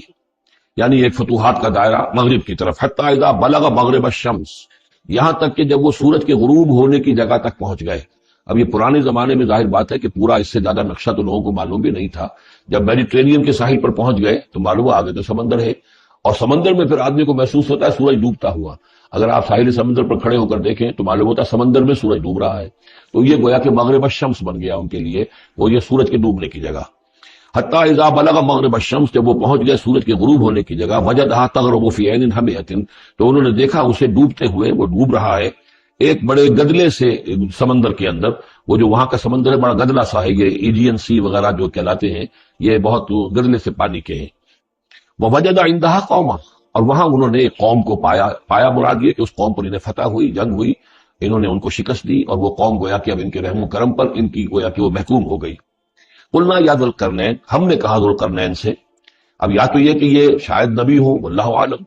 تو اللہ تعالیٰ کا اس طریقے سے براہ راست ان کو وحی کرنا، لیکن غیر نبی کو بھی اللہ تعالیٰ الہام کے ذریعے سے، جیسا کہ ہم نے دیکھا کہ وہ تو شہد کی مکھی کو بھی لفظ وحی آیا ہے. تو یہاں آیا ہم نے کہا اے قرنین، اور یہ بھی ہو سکتا ہے یہ صورتحال کی تعبیر ہو کہ گویا کہ وہ حالات زبان حال سے یہ کہہ رہے تھے. قلنا یا ذوالقرنین اما ان تعذب و اما ان تتخذ فیہم حسنا، کہ یا اے ذوالقرنین تمہیں پورا اختیار ہے، چاہو تو یہ جو مفتوح قوم ہے تمہاری اسے تم سزا دو، عذاب دو، ستاؤ انہیں، یا یہ کہ تم ان کے اندر اچھی روش اختیار کرو، ان کے ساتھ حسن سلوک کرو. قال، انہوں نے کہا اما من ظلم، جو کوئی ظالم ہے، بے انصاف ہے، ہو سکتا ہے اس سے مراد کفر اور شرک بھی ہو. فسوف نعذبہ ثم یرد الی ربہ فیعذبہ عذابا نکرا، تو اسے تو ہم عذاب دیں گے، سزا دیں گے، اور پھر وہ لوٹایا جائے گا اپنے رب کی طرف، پھر اس کا رب اس کو عذاب دے گا جو اصل عذاب ہے، برا عذاب، سخت عذاب. واما من آمن وعمل صالحا، اور جو لوگ ایمان لائیں گے اور یقین کریں گے حقائق پر، اللہ کو مانیں گے، وعمل صالحا، اور نیک عمل کریں گے، فلہ جزاء الحسنی، تو اس کو ہم اچھا بدلہ بھی دیں گے. وسنقول لہ من امرنا یسرا، اور اس سے ہم اپنے معاملے میں بھی نرم بات کریں گے. یعنی یہ کہ ان سے ٹیکس اگر لینے ہیں تو نرمی کے ساتھ لیں گے، جو مفتوحہ ممالک کے ساتھ معاملہ ہوتا ہے تو ہم ان کے ساتھ نرمی کا سلوک کریں گے جو ایمان لے آئیں گے. ثم اتبع سبابا، مغرب کی طرف سے فارغ ہو کر پھر اب یہ مشرق کی طرف گئے. پھر انہوں نے ایک اور مہم کا بندوبست کیا. حتی اذا بلغ مطلع الشمس، یہاں تک کہ جب وہ سورج کے طلوع ہونے کی جگہ تک پہنچ گئے. اب یہ جہاں تک تاریخی طور پر ثابت ہے وہ صرف مکران کے علاقے تک اتنی دور تک آئے ہیں، واللہ عالم. ہو سکتا ہے کہ مکران کے ساحل پر کھڑے ہو کر بھی انہیں محسوس ہوا ہو کہ بس اب یہ سورج جو ہے غروب ہو رہا ہے یا طلوع ہو رہا ہے وہاں سے. مطلع الشمس، تو وہاں جب پہنچے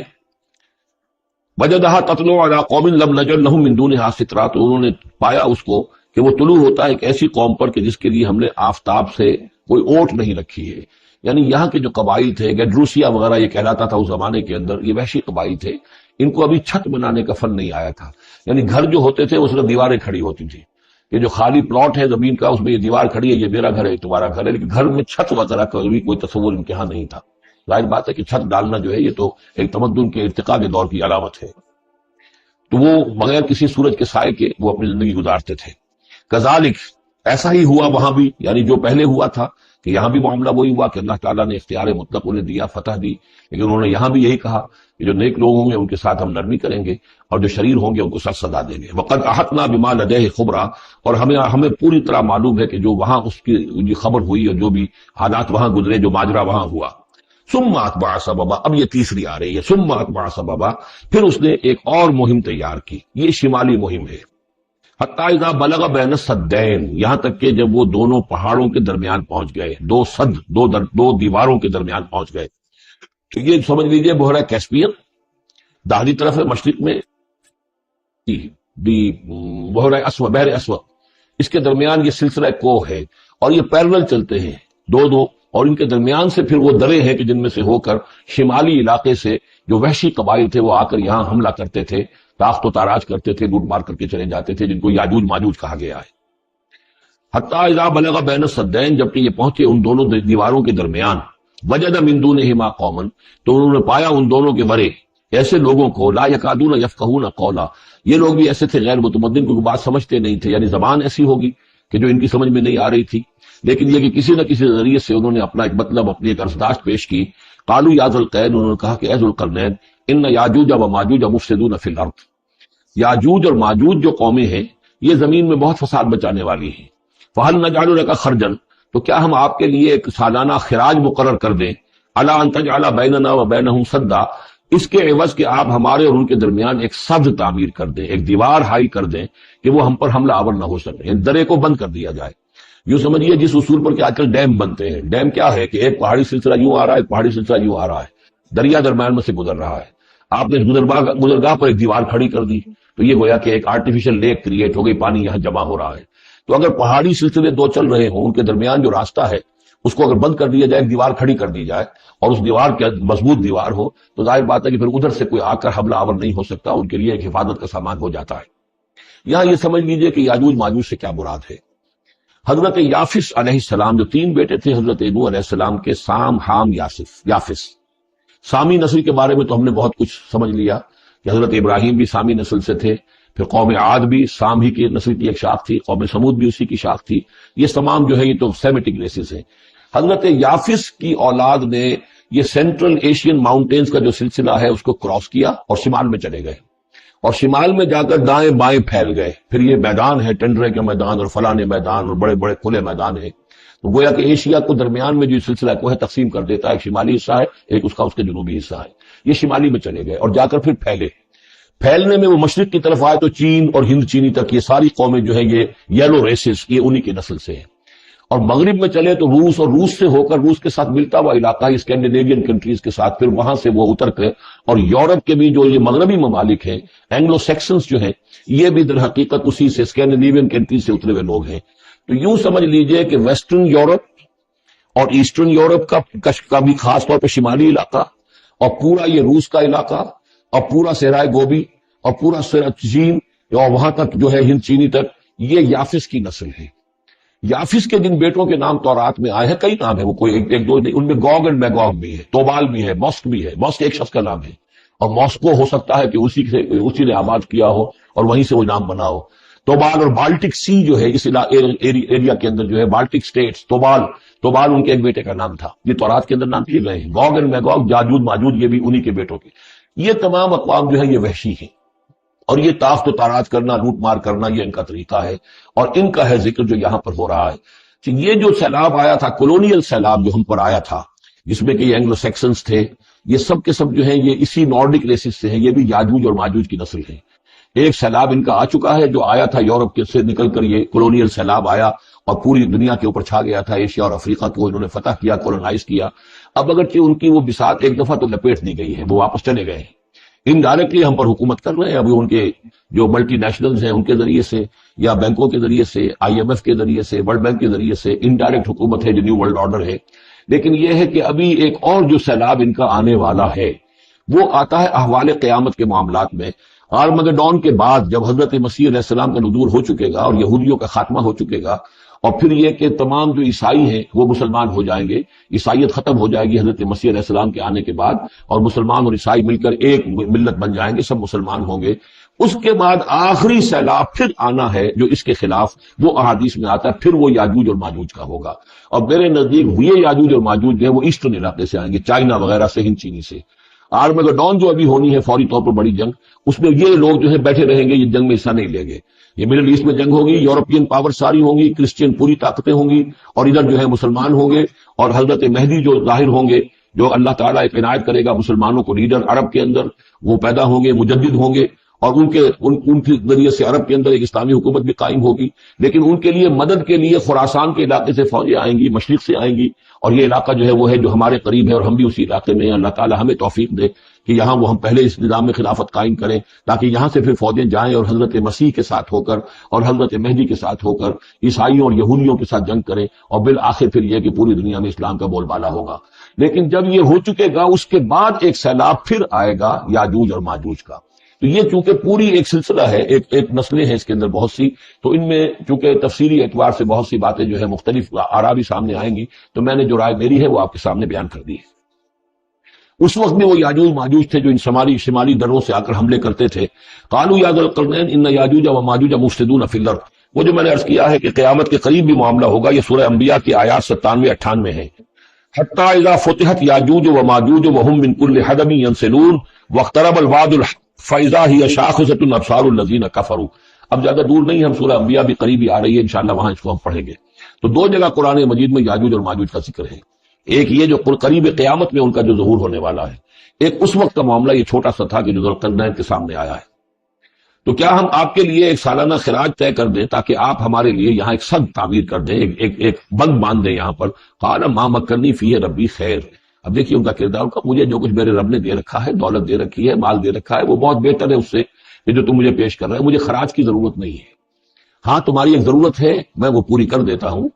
فاعینونی بقوت، مجھے مین پاور فراہم کرو، باقی ساری سامان جو ہے میں فراہم کر لوں گا، لیکن بہرحال اس کو بنانے کے لیے، دیوار بنانے کے لیے اور دونوں پہاڑوں کے درمیان اتنی بڑی جو سد تعمیر کرنے کے لیے جو مین پاور چاہیے، اعینونی بقوت، تو محنت کے ذریعے سے، مین پاور کے ذریعے سے میری مدد کرو. اجعل بینکم و بینہم ردما، میں ان کے اور تمہارے درمیان ایک موٹی دیوار بنا دوں گا. آتونی زبر الحدید، لاؤ میرے پاس تختے لوہے کے. حتی اذا ساوا بین الصدفین، یہاں تک کہ جب دونوں جو اونچانے تھیں اس کے درمیان کا پورا علاقہ پر ہو گیا، بھر گیا، وہ لوہے کے تختے جو ہیں اس کے اندر بھرے جا رہے ہیں. حتی اذا ساوا، برابر کر دیا دونوں پھانکوں تک پہاڑ کی. قال انفخوا، اب ان کا کہ آگ جلاؤ اس کے نیچے. وہ دہکا دی بھٹی جس سے کہ اب وہ لوہا گرم ہوا اور لوہے کی تختے جو ہیں وہ گرم ہو گئے. حتی اذا جعلہ نارا، جبکہ وہ سارے کے سارے لوہے کے جو تپ گئے خود اور سرخ ہو گئے. قال آتونی افرغ علیہ قطرہ، تو کہا لاؤ میرے پاس پگھلا ہوا تانبا کہ میں اس کے اوپر انڈھیل دوں. تو اس طریقے سے گرین فورس کانکریٹ سے بھی 10 گنا سمجھیے مضبوط شے انہوں نے بنا دی کہ اس میں لوہا اور پھر لوہا سیسا یا تانبا پلایا ہوا، تو اس طریقے سے ایک بڑی مضبوط دیوار قائم کر دی. اس دیوار کے جو آثار اب بھی موجود ہے، دیوار تو موجود نہیں ہے، یہ داریان اور دربند کے درمیان یہ کشادہ راستہ ہے اب بھی. یہ ویسٹ کوسٹ جو ہے کیسپین کا، اس کے ساتھ اس کی لمبائی 50 میل اور اس کی اونچائی 29 فٹ اور 10 فٹ چوڑی یہ دیوار تھی جو اس وقت بنی ہے. یعنی جس طریقے سے کہ بنتے ہیں بڑے بڑے بند، ان سے بھی بڑی یہ تھی سد تعبیر کی گئی. السد العالی کہلاتا اسوان ڈیم جو ہے، جو مصریوں نے بنایا تھا، بہت بڑا ڈیم، السد العالی، اونچی دیوار. تو ہمارے ہاں یہ تربیلا اور منگلا یہ سب کیا ہے، یہ اسی طرح کے ڈیم ہیں کہ پہاڑی سلسلے آ رہے ہیں، دریا جا رہا تھا، وہاں آپ نے دیوار کھڑی کر دی، پانی رک گیا اور وہ جھیل بن گئی. فمستطاعوا ان یظہروہ، تو انہوں نے کہا کہ اب یہ لوگ نہ تو یہ اس کے اوپر سے آ سکیں گے، اس کو نہ چڑھ سکیں گے، وما استطاعوا لہ نقبا، نہ اس میں کوئی سوراخ لگا سکیں گے، نقب لگا سکیں گے. قال ھذا رحمۃ من ربی، یہ سب اتنا بڑا کارنامہ کر کے بھی انہوں نے کہا یہ سب رحمت ہے میرے رب کی طرف سے، میرا کوئی کمال نہیں، یہ سب اللہ کی طرف سے ہے. فاذا جاء وعد ربی، اور جب میرے رب کا وعدہ آئے گا، جعلہ دکا، وہ اس پوری دیوار کو جو ہے ریزہ ریزہ کر دے گا، ختم ہو جائے گی دیوار. اب وہ دیوار وہاں موجود نہیں ہے، وہ ختم ہو چکی ہے امتداد زمانہ سے، اب اس کے کوئی آثار باقی نہیں رہے، بس آثار معلوم ہو جاتے ہیں کہ یہاں وہ دیوار ہوتی تھی جس سے یہ میں نے ڈائمنشنز آپ کو دیے ہیں. وَكَانَ وَعْدُ رَبِّي حَقًّا، اور میرے رب کا وعدہ جو ہے وہ حق ہے، سچ ہے، پورا ہو کر رہے گا. وَتَرَكْنَا بَعْضَهُمْ يَوْمَئِذٍ يَمُوجُ فِي بَعْضٍ، اب جب یہ وقت آئے گا اللہ تعالیٰ کا قیامت کا وقت، تو ہم چھوڑ دیں گے اس روز ان کو، یہ ایک دوسرے میں گتھم گتھا ہو جائیں گے. یہ جو کچھ ہونے والا قرب قیامت سے پہلے، جس قسم کے لشکر آنے ہیں اور جیسی جنگیں ہونی ہیں، اور یہ جو یاجوج ماجوج جب آئیں گے تو آتا ہے احادیث کے اندر کہ پورے دریا اور پورے سمندر پی جائیں گے، ہر چیز کھا جائیں گے. اور یہ معلوم ہوتا ہے کہ چینیوں کے ہاں تو خاص طور پر سانپ، بچھو، جو شے وہ، کتا، بلی، ہر شے چٹ کر جاتے، کوئی شے نہیں چھوڑتے. اور میں سمجھتا ہوں کہ شاید آدم خور بھی ہو یہ کہ کسی وقت میں جب ان کو ضرورت پڑے تو آدمی کو بھی کھا جائے، جو کتے کو، بلی کو، سانپ کو، بچھو کو، ہر چیز کو کھا جاتے. تو ان لوگوں کا معاملہ جو ہے واقعتاً یہ جب ابھی تو ذرا رکے ہوئے ہیں، کنٹینڈ ہے ایک طرح سے، لیکن ایک وقت میں ان کا بند کھلے گا. اور چونکہ پھر یہ جو ہے تمام چاروں طرف ان کے پہاڑ ہیں، ہر پہاڑ کی اونچائی پر سے من کل حدب ینسلون، نیچے اترتے ہوئے نظر آئیں گے. اور یہ نقشہ بعین ہی اسی طرح اخبارات میں آیا تھا جب 62 میں وار ہوئی ہے نیفا میں، جو ہندوستان کا مشرقی جو علاقہ تھا جہاں کے چین اور بھارت کی جنگ ہوئی ہے. تو اس کے الفاظ جو اخبارات میں آئے تھے، waves after waves of Chinese soldiers were coming down the slopes، لہروں کی طرح، موجوں کی طرح چلے آئے. اتنے آدمی ہیں، ان کا تو کہنا یہ ہے کہ تم سب کے سب ہلاک ہو جاؤ گے، ہمیں تم ہلاک نہیں کر سکتے، ہم تو چیونٹیوں کی طرح جو ہے بلوں کے اندر گھس جائیں گے. ایٹمک وارفیئر کے بعد تمہارا تہس نہس ہو جائے گا، ہمارا کچھ نہیں بگڑے گا، ہم پھر نکلیں گے اور پوری دنیا کو فتح کریں گے، وہ یہ کہتے ہیں. اور معلوم ہوتا ہے کہ واقعتاً آخری جو جو بھی اس دنیا کا اللہ تعالیٰ نے جو بھی ایک نظام سوچا ہوا ہے اس میں جو قیامت سے پہلے کا سب سے بڑا واقعہ پھر یاجوج و ماجوج کا ظہور ہوگا وہ، لیکن یہ اس کا یہ مطلب نہیں ہے کہ جو پہلے ہوا ہے وہ نہیں ہے، اس سے پہلے بھی یاجوج ماجوج اگر آج سے 2500 سال پہلے کا معاملہ بھی ہے تو آج سے چند سو سال پہلے کا بھی ہو سکتا تھا۔ یہ کسی یعنی ایک پورے یوں سمجھیے نسل کا نام ہے۔ وَتَرَكْنَا بَعْضَهُمْ يَوْمَئِذٍ يَمُوجُ فِي بَعْضٍ وَنُفِخَ فِي الصُّورِ، اور پھر سور میں پھونکا جائے گا، فَجَمَعْنَاهُمْ جَمْعًا، اور پھر ہم ان سب کو جمع کر لیں گے، وَعَرَضْنَا جَهَنَّمَ يَوْمَئِذٍ لِلْكَافِرِينَ عَرْضًا، اور اس روز ہم جہنم کو سامنے لے آئیں گے کافرین کے سامنے۔ یہ ہے تمہارا انجام، یہ ہے تمہاری لیے جو ہم نے تیار کیا ہے۔ الذین کانت اعینہم فی غطاء عن ذکری، وہ لوگ کہ جن کی نگاہیں ہمارے ذکر سے کوری ہو چکی تھیں، پردہ پڑا ہوا تھا ان پر، ہم یاد نہیں تھے، بس دنیا سامنے تھی، مسبب الاسباب کو بھول گئے تھے، اسباب پر سارا بھروسہ تھا، مادی اسباب و وسائل، مادی نعمتیں، مادی مال و اسباب، مادی چیزیں جو ہیں، یہی کی چمک دمک، یہی کی رونقیں، یہی کی شان اور شوکت، اسی کے پیچھے پڑے ہوئے تھے۔ وَكَانُوا لَا يَسْتَطِيعُونَ سَمْعًا، اور وہ سماعت سے بھی بہرہ مند نہیں رہے تھے، اب سن بھی نہیں سکتے تھے، حیوانوں کا سا سننا سنتے تھے۔ اب یہ آخری رکوع آ گیا ہے سورہ مبارکہ کا، اس میں یہ مضمون ایک اور تیکھے انداز میں آ رہا ہے کہ دنیا کی زندگی میں جب انسان گم ہو جاتا ہے تو در حقیقت یہی سب سے بڑی گمراہی ہے اور یہی سب سے بڑا کفر ہے اور یہی سب سے بڑا دجل ہے کہ دنیا نے آپ کو آخرت سے غافل کر دیا، دنیا نے آپ کو اللہ سے غافل کر دیا، یہ دنیا اور اس کی چمک دمک سے آپ اتنے متاثر ہوئے، گرویدہ ہوئے اور اس عروس ہزار داماد کے ایسے عاشق ہوئے کہ آپ اللہ کو بھول گئے۔ یہ دجل ہے، اصل دجالیت یہ ہے اصل۔ باقی ایک شخص دجال وہ ایک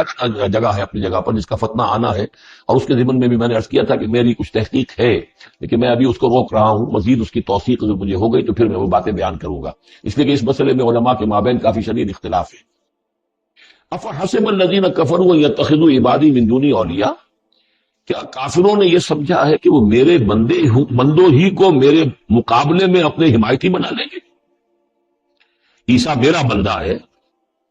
کیا وہ میرے مقابلے میں آ کر تمہاری حمایت کرے گا؟ عبد القادر جیلانی میرے بندے ہیں، کیا وہ میرے مقابلے میں آ کر تمہاری مدد کریں گے؟ کیا تم نے سمجھا میرے بندوں کو وہ میرے مقابلے میں من دونی اپنا حمایتی بنا لیں گے؟ انا اعتدنا جہنم للکافرین نزلا، ہم نے ایسے کافروں کے لیے جہنم کو بنا رکھا ہے ابتدائی مہمان نوازی کے لیے، ان کی مہمان نوازی ہوگی جہنم میں۔ قل هل ننبئکم بالاخسرین اعمالا، یہ ہے اس سورت کا عمود جو میں نے کہا تھا کہ پہلے رکوع کے اندر انا جعلنا ما علی الارض زینۃ لها لنبلوہم ایہم احسن عملا، یہ سمجھیے کہ ایک کھوٹا تو وہاں گڑا ہوا ہے، دوسرا کھوٹا یہ ہے قل هل ننبئکم بالاخسرین اعمالا، کہیے ان سے کہ ہم تمہیں بتائیں اپنے عمل، اپنی محنت، اپنی جد و جہد، بھاگ دوڑ، اپنی سعی جو ہے اس کے اعتبار سے سب سے زیادہ گھاٹے میں کون ہے؟ محنت تو ہر ایک کر رہا ہے، جیسے کہ حضور نے فرمایا کلو نفس یغدو فبائع نفسہ، ہر انسان صبح ہوتی ہے تو اس کے بعد سے اپنے آپ کو بیچنا شروع کر دیتا ہے، اپنا وقت بیچ رہا ہے، اپنی صلاحیت بیچ رہا ہے، اپنی انرجی بیچ رہا ہے، اپنی اور ذہانت بیچ رہا ہے، شام تک بیچتا رہتا ہے اپنے آپ کو، کچھ کما کر لاتا ہے، بیچ کر اپنے آپ کو کچھ لے کر آتا ہے۔ تو یہ انسان جو ہے اس درجے اپنے آپ کو دنیا کے لیے انہوں نے بیچ دیا ہے اور ہم اسی کے لیے گم ہو گئے ہیں، لیکن اس بیچنے میں انہیں نفع کچھ نہیں ہے، نقصان۔ السلام علیکم سامعین، آپ لوگ ڈاکٹر اسرار احمد صاحب کے اور بیانات سننا چاہتے ہیں تو ہمارے چینل کو سبسکرائب ضرور کرتے ہیں۔